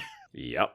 Now, question for you two. Would you rather have had Tracy actually be murdered here, or are you comfortable with just the belly button piercing getting ripped out? I think she needed to be murdered because it makes no sense, because especially because, like, it's not like she didn't know it was Rebecca. Like, Rebecca's literally talking to her as she, like, attacks her and yanks at her belly button ring, which is a very effective scene. Yes. Like, I have had a piercing ripped out. Oof, it is not great. Ooh. But why wouldn't you tell someone? You have proof it's her. You have the assault. And even though she's like, if you tell anybody, I'll kill you. I'm like, cool, you're 100 pounds soaking wet. I'm pretty sure this is a fair fight. That doesn't make any kind of sense. To the point where I'm you like, gotta kill her. Also, you have cell phones. You can text Sarah and be like, girl, you will never believe what just happened to me right now. Run to her room and be like, you see what your roommate just did to me? Well, or even have that scene and then have Rebecca explain it away. You know, oh, she just hates me. She's always spreading lies about me. Like, put Sarah into a compromised position where she has to pick between the friend who continually abandons her or fucks off and the roommate that you're just not really sure about. Like, wouldn't that have been more compelling conflict? It would have been conflict, period. Well, you know. Because you basically don't see her anymore after this whole interaction. She's just like, cool, bye, your roommate's fucking weird. I'm not talking to you anymore. Yeah. And also seems like not a good friend either. Like, no. You didn't do anything to warn her. Yeah, she says, your roommate is a fucking psycho. And then there's another point where she's briefly talking to Sarah in the quad. But when she sees Rebecca coming, she just turns heel and walks away. And I think that's the last time we see Tracy. Yeah, that is literally her walking out of the movie. Which is, don't have her walk out of the movie. Have her die and just be like, yeah, she went home for Thanksgiving. Right? Yeah, do something. It's wild. It's like, oh, we ran out of money. Don't know where the money went, but we ran out of it, so we couldn't do another death scene. So, Stephen and Sarah, they basically went on a date after she met up with him in the library. And when she arrives at home, Rebecca treats her like you would a child. She's basically, why didn't you answer any of my phone calls? I was so worried. Don't do this to me again. And it's very overbearing. So in the morning, she ends up apologizing to Sarah. And Sarah, kind of coolly says, don't worry, we're fine. And then she heads out and she meets up with Stephen in the library. And this is where she looks at Rebecca's friends or friendsters page. Yeah. And she sees, oh my God, why am I her number one friend? And this is when Stephen makes a not so thinly coded suggestion that Rebecca has a sexual interest in Sarah. Okay. Now, yeah, here's another knock against Sarah, because he's like, he basically tells her, like, you know what I mean. And she's like, what are you talking about? Like, what? I'm from Des Moines. I don't know lesbian. She's so stupid. There's no lesbians in Des Moines, so clearly she has no idea what he's talking about. Girls don't like girls, okay? I don't know what you're talking about. Leaving room for Jesus. It's one of those things where you think, okay, 2011... I think we would still know what he means, or she would follow up, right? This movie thinks Des Moinians are stupid. It feels like they wrote this movie on the spot. Well, okay, but that's what I'm saying, though. Again, we had this script bought and sold 2 years before filming started. They had so much time to fix this thing, and no one did anything. No, it's first draft. They were like, everything's great. It all checks out. People from Des Moines are idiots. Let's do it. Allie. But what if this is the fixed version of this screenplay? Oh, no. Then what did they leave on the floor? Like, what were they like, that's stupid, don't put that in this movie? Well, also, let's assume that this is the best version of the script and not that he's a bit of a narcissist, but he rejected all these other writers' attempts so that he could put forward his own anonymously. And part of me thinks, how bad were the other scripts then? Ooh. Yeah. Or was he just like, yeah, they're all real bad, real bad. Can't use any of these. Better use mine. Better use mine. Give me 2 paychecks. I think it might be the latter. I'm sorry. I really think it might be. Too. Yeah. Okay. Okay, so we get this really bad stalking sequence where Rebecca follows Stephen around the library, and we're basically playing peekaboo behind the books, but he doesn't notice. I love it. This is a sexy scene when she's just like, Stephen. Okay, y'all. And then she's not there. What is the better, quote-unquote, suspenseful library scene? This one with Rebecca stalking Steven, or The Covenant where the boys have to, like, float on the ceiling to hide from the security guard? Oh my god. Obviously floating on the ceiling. No! Stop it! I don't like this game anymore. There's so many, 5 years apart, and there's so many similarities. I mean, the fact that we chose to do these back to back as well is kind of hilarious. We did not intentionally do this as a double bill. Yeah, okay. So this could be fun. It's okay, but I wish we had have gone further, which is basically my refrain from the film. Mm-hmm. But I do like this playground monkey bar date because I do actually think Minka Kelly and Cam Gigandet have Gigandet. Yeah. I think that they have pretty good chemistry considering both these characters are vacant voids. But, you know, I like this sort of flirty, cutie, oh, she's stripping in the hall. His room is a complete disaster. It's totally disgusting. Like, this is fun. I genuinely feel like their flirting there was, like, very real. And everything with the monkey bars, I'm like, honestly, like, I was in college and, like, it would just be one of those things. You go for a walk and you see a playground. You're like, well, let's go sit on the swings. Let's go down the slide. It'll be really cute and fun. Absolutely. Oh my God. Totally side note. Some dude way back in the day took me on a date. And for a bit of it, we were at like the playground. And he was like, you want to see me hang off the monkey bars? And I was like, sure, this sounds great. This date's going very well. So he does it. You know, he puts his knees over the monkey bar. And I was like, cool, super impressive. And he's like, you want to see me do it for my ankles? And I was like, you can't. Like, I'm not saying like, oh, you can't because you're a man. I'm saying you physically can't do that. Right. So then he tries, and sure enough, it doesn't work. And you know that platform that you stand on to grab onto the monkey bars? Yeah. His tailbone just smacks into it as hard as he can. Oh, no. And immediately I was like, do you need me to like take you to a hospital or anything? He's like, no, it's cool. It's cool. This date's going really well. And I'm like, I'm a man. I might get laid. I'm a man. And like, the next day, I'm pretty sure he posted on like Facebook or wherever apps we were still using at that time that weren't like now terrible, showing off this massive bruise on his back where he's like, may have made an ass myself on a date last night. And I'm like, ooh, you think? You're like, you sure did, bud. You sure did. No second date here. But I do agree with you, Joe. I actually do like the scene, but if only because it feels like a scene plucked out of a 90s rom-com, and like this is Sarah's quirky thing that she does with all of her like suitors. Mm-hmm. Their dialogue felt real. Yeah, I take all my men to the monkey bars, and then I decide whether I want to sleep with them. Yeah. That's the bet. If you win the bet, you get to have sex with her. There we go. There we go. Is she a bet? Is she a fucking bet? Also, wait, do we get a fuck in this movie? No. No. I mean, we technically get fucking in the next scene because we go back to his place and we fool around. And meanwhile, Rebecca is having like sexy masturbation talk with Jason on the phone, and he apparently doesn't even recognize. Right? You would know. This was scandalous, though. I was like, all right, movie. Like, yeah, we'll watch Leighton Meester masturbate. Let's do it. This is where you feel like the film could still do something interesting. It's been a little bit tame up until this point, but this starts to hint, okay, we're actually moving into somewhat more adult territory. And I thought, okay, so now we're going to get murders and we're going to get more sexy stuff. And we do get a little bit of sexy stuff, but we don't get a lot of violence. But the fact that this PG-13, like, for teens thriller refuses to even use its one fuck, even in the climax, I'm not your fucking friend. Like, right. Why don't we have that? It's wild. It is. But I do like that they juxtapose her masturbating to the other two having sex. Like, is she thinking about Minka Kelly while she's masturbating to Jason and then being like, never call me again, and then he just doesn't call her again? Like, how did that work? Love it. Thanks for the phone sex. Never call me again. Yeah, I don't know a single man that would like listen to that. Yeah. Okay, so after this great night with Stephen, Sarah goes home, and this is where the RA has caught her. Oh no, we know that you have a kitten in there, so you're going to have to get rid of it. And I sympathize with this RA because life is not worth it. Like, I should not lose my job because you were too stupid to get rid of a kitten. Absolutely. Yeah. And this is where we start to float the idea, oh, maybe I could move in with Irene. I actually have closet space there. She actually has a career. She's not going to be going through my stuff. I mean, she probably will.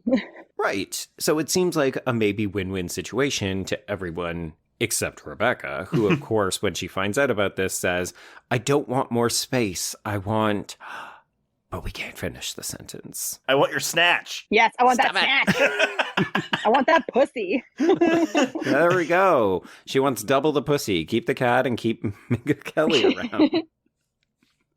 So things start to go a little south when Sarah refuses to accompany Rebecca home for Thanksgiving. And this is when Cuddles gets put in the wash cycle.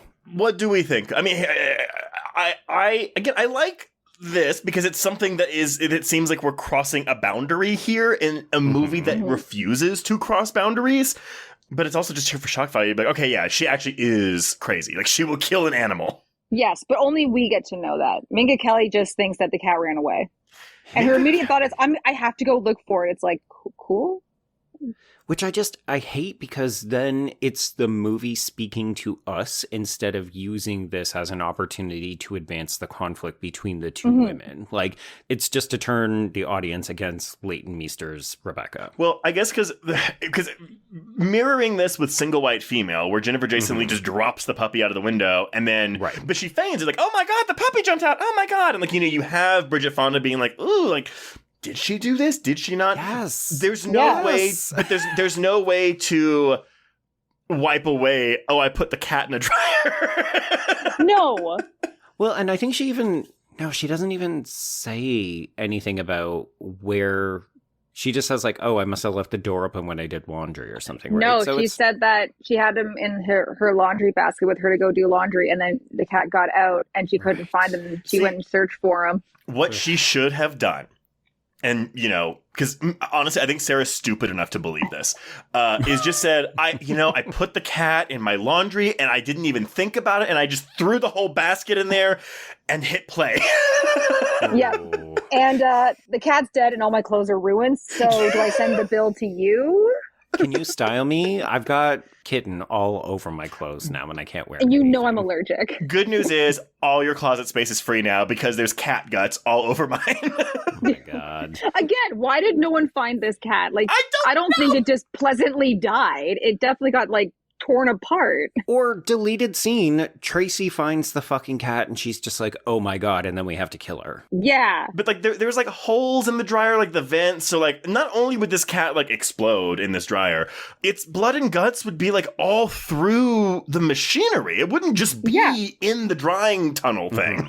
She would just ruin a piece of property that belongs to ULA and she'd have to pay for that. No. Better movie. We have to have a 10-minute sequence watching Leighton Meester get rid of this dryer. Or even have her be like, oh my God, I can't believe I did that. And then you see her Dexter style having to clean out the washer and move on.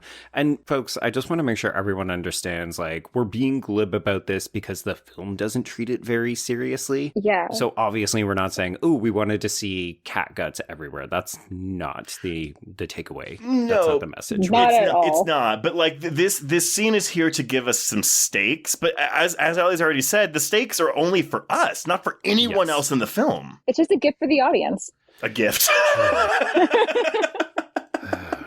All right, so another gift that keeps giving is, hey, Billy Zane is still in this fucking movie. Mm-hmm. So we go to Professor Daniels. He's complimenting Sarah's work. He thinks that maybe she's good enough to accompany him to Fashion Week. This is happening way too quickly. Let's not forget, we're talking about Thanksgiving. She has been in his class for 2 months. She's just that good, Joe. She's so amazing.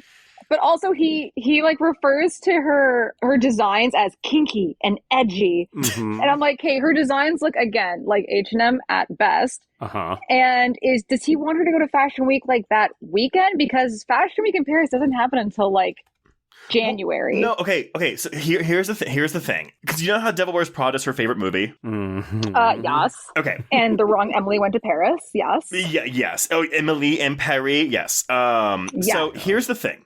Apparently, in the original script, and y'all, this is IMDb trivia. take it with a grain of Take it salt. with a grain of salt. Yep. 100% true.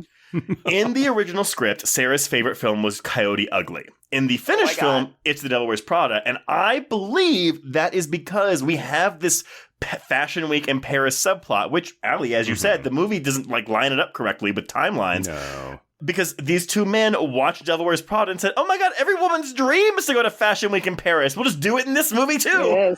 It is everyone's dream. What's the time difference between Coyote Ugly and Devil Wears Prada? Devil Wears Prada was relatively recent. Devil Wears Prada would have been 5 years before this, in 2006, and Coyote Ugly was the year 2000. Yeah, it's a beautiful movie. Oh. I wonder if it was just no one's going to understand the Coyote Ugly references, so we're just going to get rid of that. And remember, this script was written and completed in July of 2008, so it would have been closer to Coyote Ugly than 2011. True.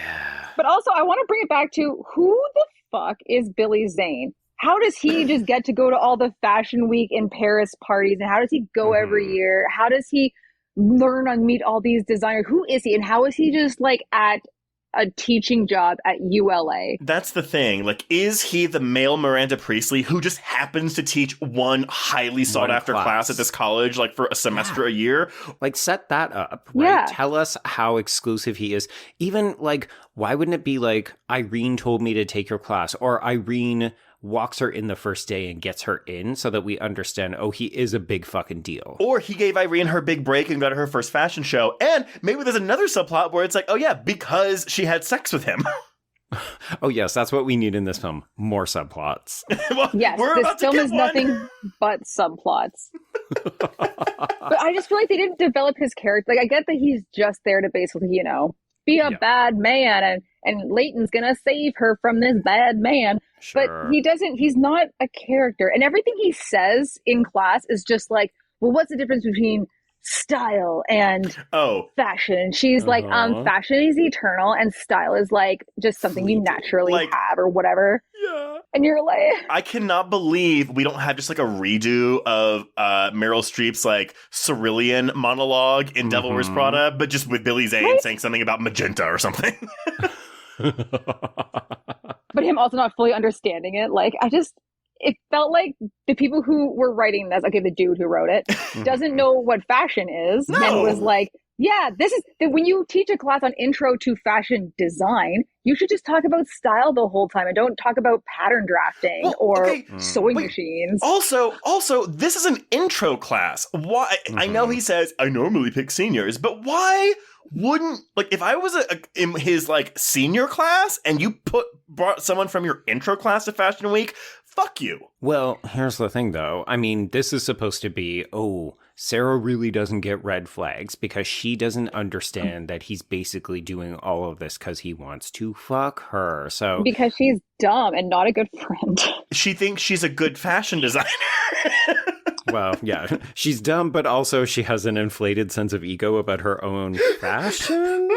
But yet she doesn't make anything. And when she does get the opportunity to style someone, she's like, I found this at a flea market. It's did you wash it first? You didn't make this. Why am I wearing it? She's like, I found this in the alley where I found the cat. I think if you actually wash the jacket she gave Rebecca, it would turn white because it's just dirt that turns it brown. Right? It would be gross. But also, what's school? Because I get that they're all of age, they're all above 18, but what school is it's totally cool. Our once totally straight male fashion teacher takes one girl to go with him completely unattended to Fashion Week. It's totally innocent. Okay, here's the other. We talked about how we want a prequel to this film where we just let Rebecca loose and we bring back Nina Dobrev. I would also like to see a spin-off where it's a Me Too revenge thriller where it's just all of Professor Daniel's former students stalk the shit out of him and just murder him. Oh, yeah. Yes. At Fashion Week. Well, because also, he doesn't die in this movie. He doesn't die in this movie. We just get instant karma where we record He takes him. a leave of absence. Yeah, we just get instant karma where basically Rebecca walks in, she records it, but makes it sound like he's sexually assaulting her. And I think even this is inherently very, yes, folks, I'm going to say it, problematic because it presents this idea of a sexually aggressive abusive woman, using this to make a fake sexual assault case against this man. So even though he's douchey and we know he's bad, this still makes her look like a wackadoodle because she's like, oh, she's going to record you and it's going to be used against you to get you fired. 1,000%. I agree, but because of that problematic factor, I at least found this scene interesting in a way that I didn't find many of the other scenes. It's the kind of thing where you wish the film would do more of this and then maybe also fold in a fucking murder every once in a while. Basically, yes. Yeah. Because he's just gone after this. Like you said, Allie, you know, he takes a leave of absence. We see it in a basically smash cut to the next day. Oh, it's just this new female faculty member who's taking over. We could have then killed him and just been like, oh, and he took a leave of absence, but cut to his body. Yeah, they could have done so much more. But also the dialogue in this scene where he's like, what do you want? I'll pay anything. And she's like, oh, you'll pay. I'm like, guys. Okay, wait. But I that's did like the Oscar-winning line. I did like this exchange. What do you know about clothes? Only one thing, that I look better out of them than in them. Also, how long have they been going to school for where she can still add and drop classes? Right? Well, actually, admittedly, when I worked in post-secondary, you could do it right up until around Canadian Thanksgiving, but that's a full, 3.5 to 4 weeks earlier than American Thanksgiving. She does say it's the last day that they can change classes or whatever. Sure, okay. Also, I like that we've seen Sarah at least go to a class and be in a class, whereas, Rebecca just... Where is she during the day? Oh, yes. Okay. So, Allie, that is the best point because I kept waiting for the reveal that Rebecca either hadn't been attending classes or that she had never actually been enrolled because we never see her go to school. We don't see her go to her studio. Yeah. And I thought that was just such an easy, obvious thing to do, but from all accounts, she apparently has been going to class and doing well for all we know. I mean, look, I have way more questions about her parents who were like, hey, you are either bipolar, borderline, schizophrenic, or all of the above. Please take your medicine. We're never going to check on you. Oh my God, her parents are great. I just love when her dad's like, listen, your mother and I are very fond of you. I'm like, oh my God, guys, the love in this house is so overwhelming. Okay. Well, we're nearly we'll there. get to that. No, we'll jump ahead to it because basically Rebecca fakes a mugging while she's out looking, quote unquote, for cuddles. And then she uses this to garner sympathy to convince Sarah to come to Thanksgiving with her. I will say one moderately clever match cut that I really did like is when Rebecca stabs herself with the box cutter. We then just cut to, I think it's a cherub statue that looks like it's screaming. Yep. I mean, I do think some of the filmmaking, like the shots and the edits, are pretty good because we didn't even talk about how when Professor Daniels is trying to seduce Sarah, we get all of these images, like really extreme close-ups of lips and fingers and stuff. And you're like, oh, it is kind of sexy. Yeah. There are hints of a better movie in here, but that's it.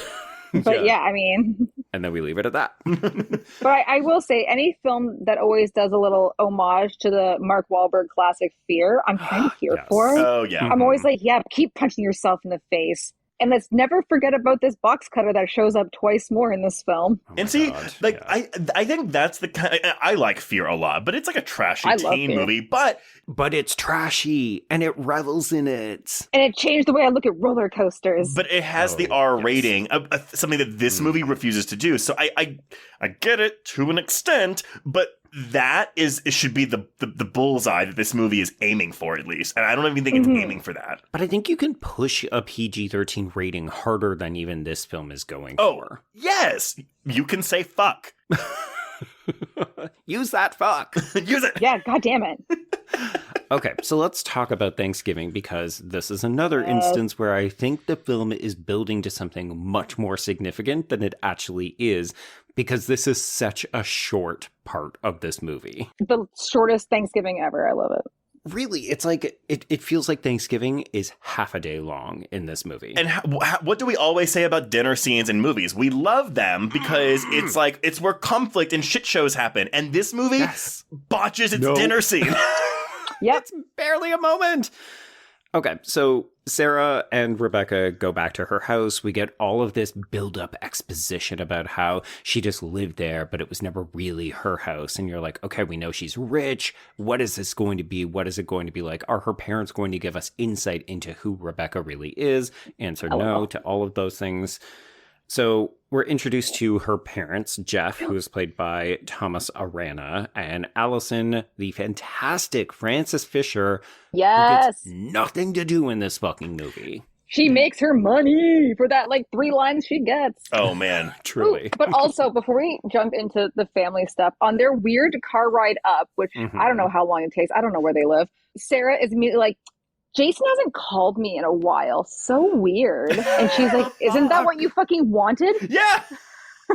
Bitch, what do you want from him? Do you want him to call or do you not want him to call? What do you want? I'm actually hating Sarah more and more the further our conversation goes. No, Sarah's not a good character. She is a fickle idiot. Honestly. She wants all the attention, but, like, hates drama. Like, oh my God, I hate drama, but, like, keep calling me. What? Shut up. Like, nothing like this ever happens in my small town of Des Moines, Iowa. Don't look at me. I'm a wallflower, but also I'm wearing a fedora, so look at me. like, love my fedora. It will come into play later. Okay, yeah. So in case you weren't reading the queer coding at the dinner, the only memorable line to come out of this dinner is when Rebecca's father, Jeff, tells Sarah, I'm sure she likes you because she's never brought someone home before. Well, okay, but also Rebecca's mom asked Sarah, is she taking her medication? And which is news to Sarah. Yep. Touch news. So I hope that everyone enjoyed Frances Fisher because as soon as she says, oh, is my daughter taking her medication? We leave and these parents are out of the movie. Yeah. But it's fine because we're going on a tour of Rebecca's local haunts. So we stop at a coffee shop and folks, this is where the film could have gotten really interesting because we're introduced to a Sarah lookalike called Maria. And this character is played by Elena Dubrov. And yeah, she's in it for a hot second. She looks super uncomfortable with Rebecca, and then she gives her a really awkward hug and says, I was never your friend. But that's it. That is it. That's it. Also, nothing warrants her to say, like, we were never friends or whatever. It felt like this moment should have been with her and Sarah. Like, she should have, like, pulled Sarah aside and been like, yo, this is what happened in high school. She stalked me.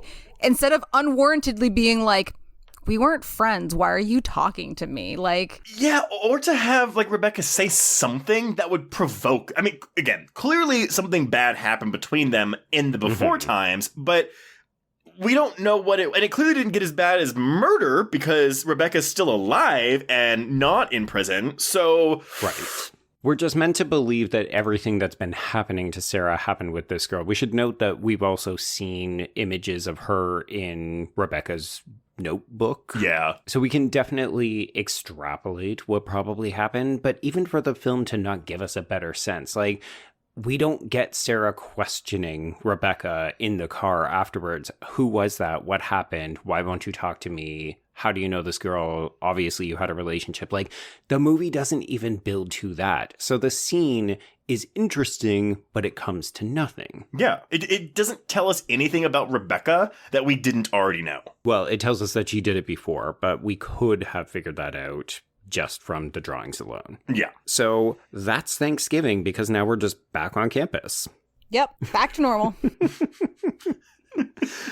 So I'm sort of shifting things around in terms of the timeline. We don't actually see Rebecca nearly light gas station attendant Rick, who is played by Ryan Doom, on fire just yet. Oh, I like the scene, though, a lot. I like that scene. Yeah, I think it works. Again, this is just for the audience because it's not like Sarah sees it. It's not like Tracy sees it and reports it back. So this is just another wackadoodle moment. It's another gift. Well, but it's at least giving Leighton Meester something to play that is exciting or fun or thrilling, or even if you want to delve into camp, sure, I don't think that's what this is, but no. Like, it's something exciting about this character that, and it's like, okay, yes, this is like the crazy Blair Waldorf that I know, and I just wish there were more moments like this in the movie. Same. I also wish there were more moments like this in Gossip Girl where she just pours gasoline on somebody. I feel like she would get her point across just a lot better. Yeah. But then we would have burned Gossip Girl alive because, of course, the person we would have wanted her to do it to was Dan. Penn Badgley. Yes. And then we wouldn't have you. So where would we be? Truly, all right, where would we be? This was the impetus. Oh, boy. Yeah, I mean, this is the start of Rebecca's not-so-slow transition into a quote-unquote psycho. It's fun to watch her start to unravel like this, and you think that we're going to get a lot more. Like, oh, okay, here she goes. She's really going to lose it. And unfortunately, I don't feel like the movie ever really lets her go there, which is disappointing because even in these kinds of scenes, you can see that she's hungry to just let loose. Mm-hmm. It feels like they're not giving her anything to do. Again, this feels really... Like, I love this film and I'm championing it. It seems like I'm shitting on it, but I'm not. You can shit on it and still love it. Then we have this 1-2 punch, right? So we have this gasoline scene, but then the next scene with Rebecca has her seducing Irene with... Yes. I actually did really like this because she's putting on this caffeinated cinnamon lip gloss, and then she's like, I never know how late you're going to party. And then Rebecca's just like, can I try it? And they just start making out. And I was like, yes, movie. Yes. It's super hot. Also, as a lady who went clubbing a lot during this period, that caffeinated lip balm is stupid. Does it work, though? No, it doesn't work. Well, I feel the same way about caffeinated shampoo, you know? Like, it doesn't wake me up. It doesn't do anything for you. It's just... Honestly, Marketing. like every time I had a caffeinated lip balm, it was just stickier than I wanted it to be. And you were like, I can't take a drink now because it's going to get all over my cup and the rest of my mouth. Right. But nevertheless, though, y'all, this is where the movie is kind of showing a glimpse of a pulse, and there are less than 20 minutes left of this movie. Yeah, this is the problem. I mean, is it waiting too late to get really bonkers and then still never really getting as bonkers as it should be? Yeah. Yes. But you're right. These feel like glimmers, right? I mean, oh, wow, she might burn this guy alive simply because she can. You know, we've seen faux lesbian seductions before. Again, we could say this is actually Rebecca being true to herself and she's just not admitting who she is or what she really wants. But like, she and Irene have good chemistry, and part of me was like, oh man, I would just rather watch this movie. Like, let's watch Rebecca go after Irene. This is the true movie. Yeah. Honestly, Sarah just like trips and falls and breaks her neck. Yeah, and it's just the two of them now. What a subversion, though. You think we're following Sarah to the end, and then she just dies, and it becomes Irene's movie? Yeah! But Irene is the one that works. She fixes Rebecca. Oh, and then they elope, and it becomes like Hannibal. Yes. All roads lead back to Hannibal. I mean, I was talking about the film because that is nonsense, garbage stuff. But yes, we'll also go with the better TV show. Also on Patreon. Go and listen. Always. Okay, yeah. So everything in the club, fun, exciting, hopefully leading to something. Obviously, we know that this is not going to end well for Irene when they suggest taking it back to her place. But we don't see it. We'll see Irene again later. When things have question happened. mark? How many days later? It'll be Hours like 5 later? or 10 minutes later in movie time, though. Yeah, but that is a good question, Allie. How long is Irene imprisoned in this bed? Like, is Rebecca going there to feed her or change the sheets when she pisses herself or whatever? She's just like, diarrheaed all over this She's bed. just a soiled mess. she's like, all I've had to eat was this caffeinated lip gloss for the last week. Oh, and that caffeine will make you shit, so those are dirty ass and smelly sheets. It's okay, I'll just wash them in the campus laundry. Oh, no, the you washing can't. machine hasn't been fixed yet. Minka Kelly just walks in like, oh. Oh. You're like, Irene, never mind, I'll come back later. She doesn't even look for her. She's like, I see you're busy. Bye. Girl, I thought you were a stylist. What have you gotten into? Styling and diarrhea do not go together. Well, says you. Professor Roberts might disagree. He's got a scat fetish. It's like, by Fashion Week, I actually meant the glass table in my house. So that's how he knows Irene. I get it now. Everything's connected. Right. Also, we're not king shaming. If you're into scat play, good for you. Yeah, you do you. You do you. Yeah, always. So when Sarah can't get a hold of Irene, she comes back to the room, and it turns out that Rebecca has had a change of heart about tattoos, and she would desperately love her roomie to come with her. And even though Sarah is definitely skeeved out by everything Rebecca is doing at this point. She agrees because she's still trying to be nice. She's an idiot. And then out comes the Emily tattoo, and it's like, okay, this is the deal breaker. No more red flags. It's a full-on get out of here moment. Okay, but she doesn't just get this tattoo. She concludes this exchange by going, "You can call me Emily if you want." Yes. I'll be your sister now. Which then again begs, does she want to be her, be on her, or be her family? Like, what does she want from this character? And I think because we don't know, we're meant to believe, oh, she's so wackadoodle that she doesn't even know. Like, she wants to fuck her, but also be her sister, but still be her roommate and all these other things. And you're just like, that's not how any of this would work. No. Like, she would have a desire. Yeah. Anyway, so this is the get out of jail free card for Sarah. She immediately packs her shit. She doesn't even try to explain. She just says, I'm leaving. Oops, I can't actually find my sister's necklace, but I'll just send, oh, hey, remember that guy I'm dating? He's still a character in this movie. So I'll send Steven back to get it later. There's also this, what feels like an insert scene where It's totally an insert they're scene. like, oh, we haven't had enough scares this movie, so let's build some tension. Where it's Sarah walking down like the quad at night, and she sees someone walking towards her with a hoodie. They walk past. Right. She stops, turns around, and looks. And then the other person who is not Rebecca turns around and Nope. looks at her. Yeah, Just a that's just random person. another sketchy person who lives on campus, all right? There are Yep. more stories on campus than just her little tale. I'm just like, why is this here? What does this serve the plot of the story? But also, when Cam goes to, like, get her stuff and, like, Rebecca's crying in the window still being like, what did I do? And then takes his picture and he's just like, you do shit like that. And it's like, I do like that moment, though, because, again, it doesn't serve the plot either, but it very much, I kind of like that somebody finally calls her on, hey, some of your behavior is very odd. it felt like they just didn't have a moment with those two characters yet. And they were like, Well. well, she has to interact with somebody else. So get in there, guy. Yeah, we've lost Ali Machalka. Her contract's up, so who else can And we Kim use, didn't y'all? even get a line, so... Yeah. Oh, sorry. She needed to go back to Hellcat, so she had to book it. Sorry. I mean, in the timeline, to be clear, yeah, she would probably be touring with Ali and AJ or some other nonsense. So, yeah. Well, okay, other nonsense. My husband would murder you right now. We went to an Ali and AJ concert 6 months ago. I've been to 4 of their concerts, Joe. I'm not suggesting that they're not good musicians. I'm more saying she would not be doing other acting projects because Hellcats was long done by this point.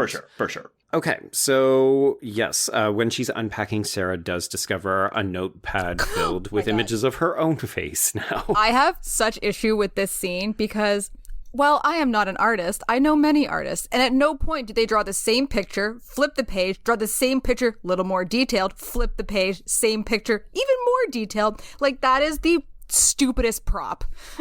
But It should be her sleeping. It should be her looking out a window. It should be her hands, and not just the same picture that they've just photoshopped on every page to make it look a little bit more done. But Allie, she has borderline and or bipolar and or schizophrenia, so that's just what those people do. Don't you know Honestly, that? it's very true. As someone who has borderline myself, I often find myself just doing shit like that all the time. It's not weird. It honestly seems like it'd be more reflective if she had OCD, where she's just like, oh, I'm redoing the same picture over and over and over again, trying to get it correct or something. Yeah, but each time it's a little bit better, and it's in like the same position, and it's the exact same photo. It looks like they put it through like one of those apps where you take a photo and you're like, make this look like someone pencil drew it. Yeah. But they actually might have done that. Honestly, it seems like that was what happened. Okay, so it's a big moment for the film, folks. Jason has arrived on campus because he hasn't heard from Sarah in forever, aka since that time they both masturbated on the phone together. Oh my god. Okay, so he slides this note under the door, and then we get this shot of Rebecca, who I wrote in my notes is fatal attractioning, but instead of like pulling a lamp string, she is just stabbing the chair she's sitting on over and over with a box cutter. Yes. Yeah. The second time we got to see those box cutters. Don't worry, it will come in a third time. Dude. Chekhov's box cutter. Yeah. Box cutter is a good weapon. This movie makes no good use of it. No. Oh. Also, do we even have a sense of why she'd be using that? Like, we couldn't have done something with a graphite pencil or something a little bit more appropriate for either a design background or a drawing background. It just feels like they needed a weapon, and they're like, well, what do people need right away? Well, they were unpacking boxes. I bet college girls have a box cutter. It's like, yeah.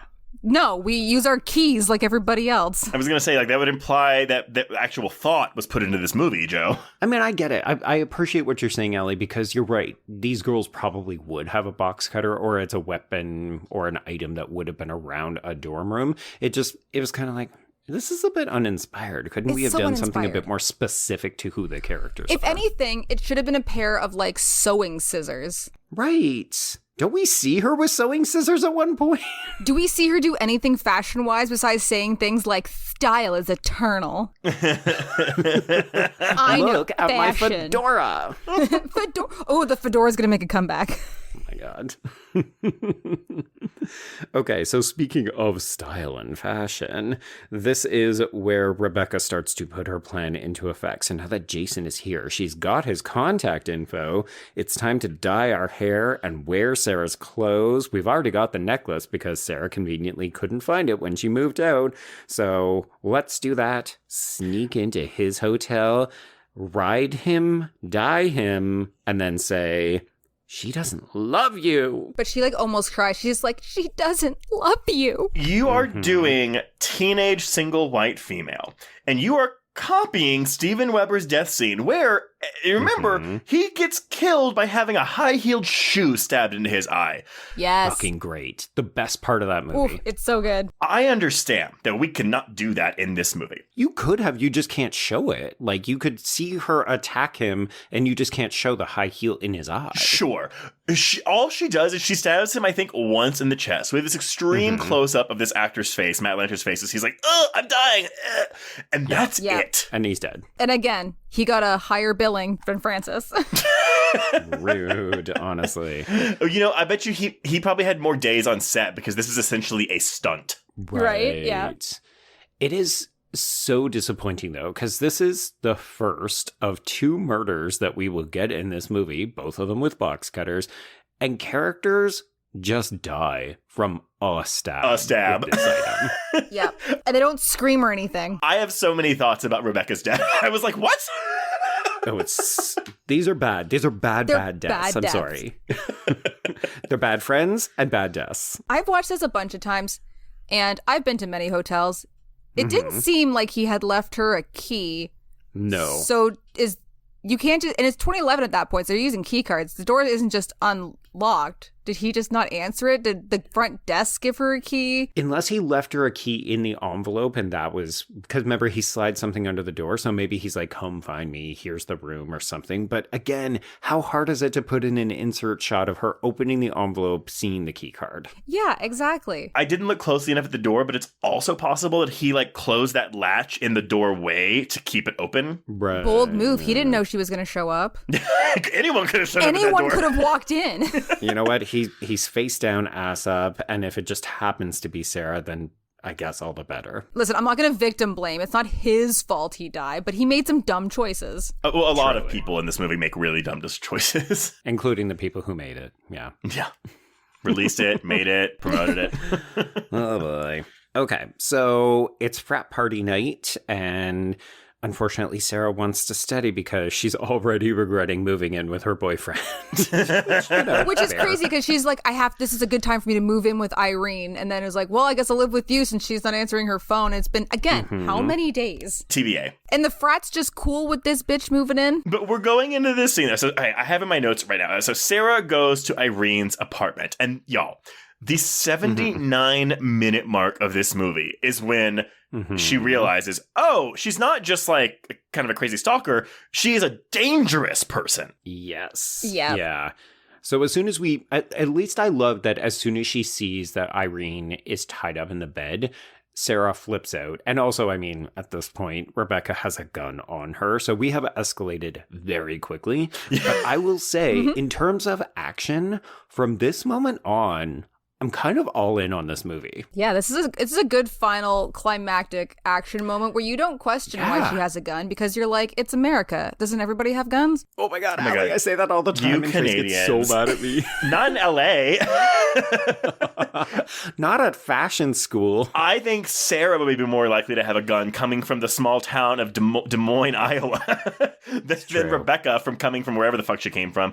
All 5 people in Des Moines have a gun. It's true. It's true. That's a fact. I will say, I agree with both of you. I think this fight scene is very fun. My issue is it's only 5 minutes long. Well, I mean, we're already at the 79-minute mark, and this movie is 91 minutes. Well, plus credits. That's fair. That's fair. We gotta go. We gotta get this thing moving.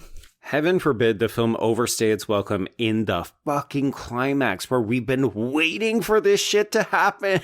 Well, because, I mean, like, the way this plays out, she's like, we have Irene with this silly-ass jump scare that I love. Rebecca's behind the door. Sarah begs for forgiveness, and Rebecca's like, okay, yeah, let me just, like, trash bag over Irene's head really quick, and then we'll go run away together. Hey, she explains that. She says, I only want you to have one best friend. One best friend.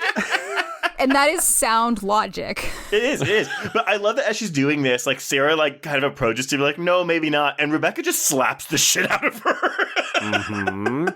Because that's how you learn. Yeah. I said one best friend. I will slap the best friend into you until you understand me. I hit you because I love you. Okay, but so I know we talked about how Steven comes in and helps to save her. What I don't like about this is that now, for the remaining 2 minutes of this climax, Sarah has become a damsel in distress and is hanging outside the window. Yeah. And her best friend is going to try and save her. That's Rebecca, right? Yes. You're not suggesting Steven is her best friend. Steven ain't shit. I mean, he gets knocked out very quickly, very easily, but I kind of love how, he comes in like a big hero moment, and Rebecca just goes, bonk. Okay, but did I hoot and holler when he just punches Rebecca in the face? Yes. Oh. There are very few movies where you, like, yell outwardly being like, that dude just punched that chick. Good move, man. Very few times where that's acceptable. Because she's bananas at this point. But I mean, all of this is really good. Like, I mean, okay, so Steven's out for the count. Sarah has been more or less rescued. She's able to get herself back in. And then it's full on girl cat fight. Yeah. And I think the stunt team did a really great job because these hits are hitting. Yeah. I also do love the moment. Shout out to Leighton Meester for the look on Rebecca's face when Sarah actually pulls the trigger. Sure, the gun is empty, but you can tell Rebecca didn't think she had it in her. And she's like, oh shit. Good on you, girl. Yeah. But what she doesn't have in her is to stab Rebecca a whole bunch of times. She stabs her once in the back and goes, that's it. It's because stabbing is so personal, and like shooting a gun is like not personal at all. It's what happens all the time. I mean, here's the thing. We've often joked that stabbing is a penetrative, almost sexual act.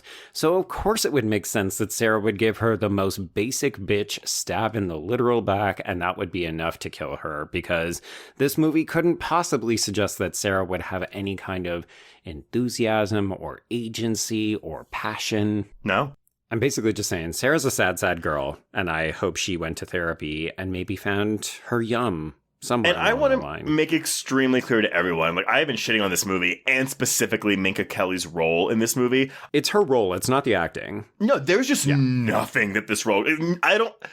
I don't know any actress that really could have made a meal out of this role. Again, like you're coming here to see Leighton Meester be a crazy psycho, but even that, the movie just doesn't want to fully commit to until the final 5 fucking minutes of the movie. Yeah, like it's not the actor's fault. It's definitely the fault of the writing and everything else involved.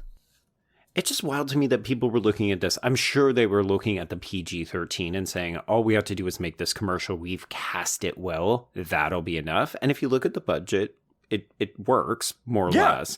Yeah. But it's wild to me that we're not looking at the dailies and saying, hey, this climax works really well. Where's this energy the rest of the movie?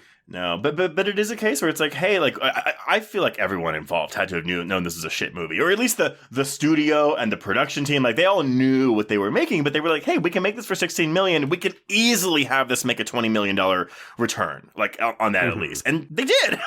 Yeah, it was a good investment. They made a good choice. Yeah, they knew that they could get people out. Well, no, they made a good business decision. There was there was nary a good creative decision made. No, they said we just need a good opening weekend to justify how much money we're sinking into it, and it works. Yeah, absolutely. Yeah. 1,000%. Question for you two. There's a faux jump scare here where we reach towards Rebecca to get the Emily necklace off of her, and it's kind of half-ass. What do we think? Do we wish they had have just done it, even though we expected the jump scare, or should they have just not done it at all? It's like so subtle that it's like, why do it? Like, you either gotta go full jump scare or just have her be... Just have her be dead, and that's it. You know what's a better fucking ending to this movie? You have Rebecca almost fall backwards out the window, and Sarah, she's only in the room still because Sarah's holding on to that necklace. And Sarah has to let go of the necklace and let Rebecca fall out the window. And with that, she comes to terms with her sister being dead. Bam, done. And then we see her the next year at Thanksgiving, and she's like, Dad, I brought a turkey. Yes. Yes. Yes. There you go. Dad, I brought you this turkey. Up a half star. Or we Hannibal this shit and we just see Rebecca embrace Sarah and they both go out the fucking window. Also fine. That's a ballsy move. A ballsy move in a movie without them. See, all these endings are better than the current ending. But also, like, just to bring it full circle, when Sarah just yells, "You were never my friend," just to go against what Nina Dobrev has said before. Sick bird. Oh, it hurts so bad. It's just not true.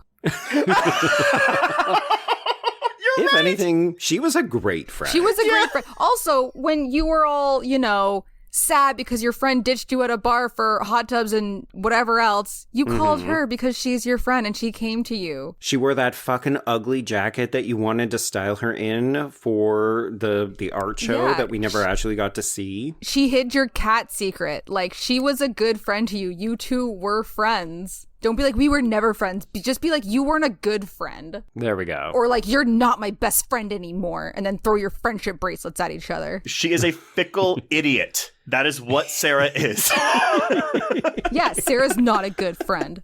I love that our takeaway from this movie is that Sarah is a bad friend. Yes. She doesn't even say thank you when she brings her home for Thanksgiving. It's like she welcomed you into her home. God. Truly, yeah. She feared out her own face so that she could get you to a nice Thanksgiving because you said that it was really hard for you. Where is the thank you? Right? A fun game for listeners, y'all. What is the moment that you think that Rebecca truly first crosses the line to the point where you're like, no, that huge red flag, whatever? Because I feel like it's very different for everyone. I mean, obviously it's going to be the kitten is the point of no return. Well, okay. Sure. Of what Sarah sees, what is the point of no return? Oh, okay. Mm-hmm. Like, when would it be reasonable for her to be like, get the fuck away from me? Right. But anyway. This last scene. I was going to say, and for all of us, yeah, it's this final scene. You held me at gunpoint. I don't know about that. From Sarah's point of view, it's like, okay, you haven't done anything that I've seen. You're just kind of here all the time. Like, do you not have class? Am I your only friend? Mm-hmm. You're my class, Sarah. You're my class. I saw that Friendster's account, and it really eked me out. So I don't know. I can't be your top friend. Sorry. No, it needs to be like, oh my God. Joe, you haven't seen this, but Allie, have you seen the Sandra Bullock, quote unquote, romantic comedy All About Steve? Yes. Okay. Where she's a crossword maker. Yes. Okay, Joe, I don't know if you know the impetus for this movie, but she's a crossword maker, and she goes on one date with Bradley Cooper, and the next day the crossword is like, the color of Steve's eyes, Steve's pants, and she puts this in the paper and releases it. No. Because she has zero editor at this paper. They were just like, it's fine. Your crosswords are brilliant. Yeah, you know what? Approved. Change approved. And then she just falls into a hole. It's such a good movie. It's one of the funniest side gags I've ever seen and one of the worst movies I've ever seen. Like, I was gonna say. No, but like, it is worth watching All About Steve because it really is one of those, like, did no one say anything at any point? When the script was being made, when they were casting, like Sandra Bullock read this and was like, well, how much money am I getting? Yeah. It's so, but anyway, but that's the rom-com version of Rebecca's story. Oh my God. And that's The Roommate. That is The Roommate. Allie, as the guest of honor, any final thoughts that you would like to let our listeners know before we stop talking about it? Yeah, I mean, this movie could have ended a bunch of ways. They could have just ended it after that big climactic scene, but they had to do, for some reason, that she changed dorm rooms and then was like, I don't want a roommate for a while, but help me pull the other bed into the hallway and then just leave it there like it's not her fucking problem. Oh, that RA it's is a so fucking pissed fire off. hazard. That's what it is. But also, why did you have to change rooms? She's dead. I don't know that she changes rooms. I think she just removes the second bed from the old room so that they can't try to give her a new roommate. Oh no, they make like a comment about her changing rooms. The college is like, and she no, has like ma'am. a box. Oh God. Okay. Wild. Also, did anyone call Rebecca's parents to be like, hey, your daughter's dead? Yeah, like, can you imagine? They're like, we just saw her at Thanksgiving. She showed up with this girl that we thought she was dating, and then all of a sudden this girl has killed her. Yeah. And the police are like, well, it happened after that. Like, oh my God, that's the other thing we need. So we talked about the prequel. We talked about the sidequel with the Professor Daniels getting Me Too'd. Now we need the sequel where it's like the parents actively track down Sarah and make her pay for what she did to their daughter. And Francis Fisher is just like yes, chewing all the scenery. My daughter. And you know what they call it? Thanksgiving. Ooh. God damn it. Yeah, this movie's bad. I don't like it. There are glimmers of a better movie and of energy here that I think could work in a better movie, but it just doesn't seem like anyone here gave a shit. No. I loved this movie. I still do. I own it. I saw it in theaters. I make people watch it to be like, how do you feel about this movie? And now we're going to be roommates. Do any of these characters vibe with you? How do you feel about Emily tattoos? Shall I show you mine? Yeah, what tattoos do you have that I could also get? So I'm inclined to agree a little bit more with Trace than with Allie. This movie, it just needed something more. I could actually see rewatching this film if it was more fun, but it just doesn't go there. It's like it staunchly refuses to lean into its absurdity or be campy or just be over the top and fun. And I think that that's really disappointing because I went into this hoping to get it's so bad, it's good kind of thing. Like, I really wanted to see Meester cut loose and just have fun with it. And yeah, the film just doesn't really give us any of that. So I enjoyed this discussion, but I also had more fun with this discussion than I had watching the movie. Agreed. Yeah, totally. Well, okay, before we announce what we're covering next week, Allie, first, thank you for coming on this journey with us and for being a staunch defender of all things The Roommate. But let everyone know, where can they find you on social media? Oh my God, you can find me on all social media platforms at the Allie Chappell. And that's it, sir. I thought I was going to say more, but I didn't. Okay. You know what? Short and sweet. We love it. Yeah, we love it. We love it. Well, if you want to get in touch with us, you can reach us on Twitter and Instagram at HorrorQueers. Shoot us an email at horrorqueers@gmail.com. Find us on Letterboxd to keep track of all the films we've covered. And go to our YouTube channel to watch our Chucky reviews. And tune in once a month to hear about our most anticipated horror films for that month. If you want to chat with other listeners, please join our Facebook Horror Queers group. If you love us and want to show us that love, you can either or rate and review us on Apple Podcasts or Spotify, or give us money by supporting the show at patreon.com/horrorqueers. If you subscribe today, you will get 284 hours of Patreon content. I know, it's so a much lot. Content. It's basically a whole other podcast. That includes this month's new episodes on the pilot episode of Hannibal, Guillermo del Toro's Mimic, Founders Day, Night Swim, and our audio commentary on Jennifer Kent's The Babadook for its 10th anniversary. Ooh, good choices. I liked Night Swim. Oh God. Boy. Oh, Allie. Okay, so I have seen so many movies that should be fun and they're just boring this month. I'm over it. Listen, you guys need to start watching more Lifetime films because if you want to see things get outrageous, those films, they know how to push there's so many baby stealing ones. Yes. It's great. Stalked by My Doctor. Yes, Eric Roberts forever. But then by that logic, I will be disappointed with these other movies like Night Swim, like The Roommate, because they're not as wild and fun as a Lifetime movie. As Lifetime, like Lifetime is doing it better than you. No shade on Lifetime because clearly they figured it out, but it's like, Jesus Christ, just watch a Lifetime movie and copy their formula. Yes! Yeah. Yes! You don't have to make it high art. Just make it entertaining. Anyway, well, Joe, we do have something that is entertaining next week. What are we discussing?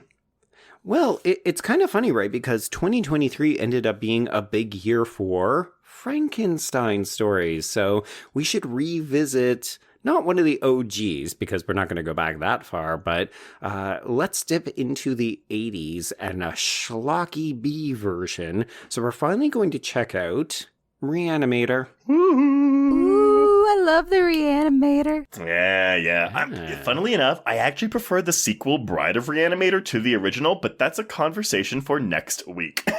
Okay. All right, everyone. Well, until next week, we can cross out The Roommate. Indeed. And cross out horror queers.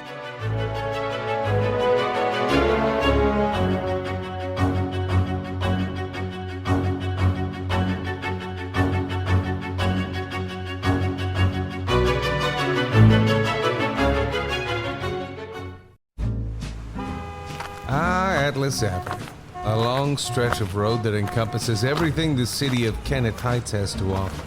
Neon lights, traffic, crime, the hustle and bustle of everyday life, and the craziest of characters. My office was above it all.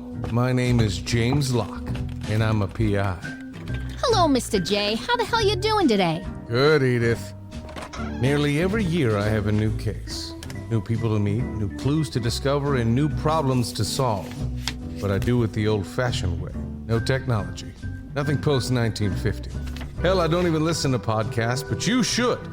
Atlas Avenue Beat is a spoof of the film noir genre with goofy characters, tons of wordplay, and non-stop raunchy humor. There's also 3 whole seasons out right now with more on the way.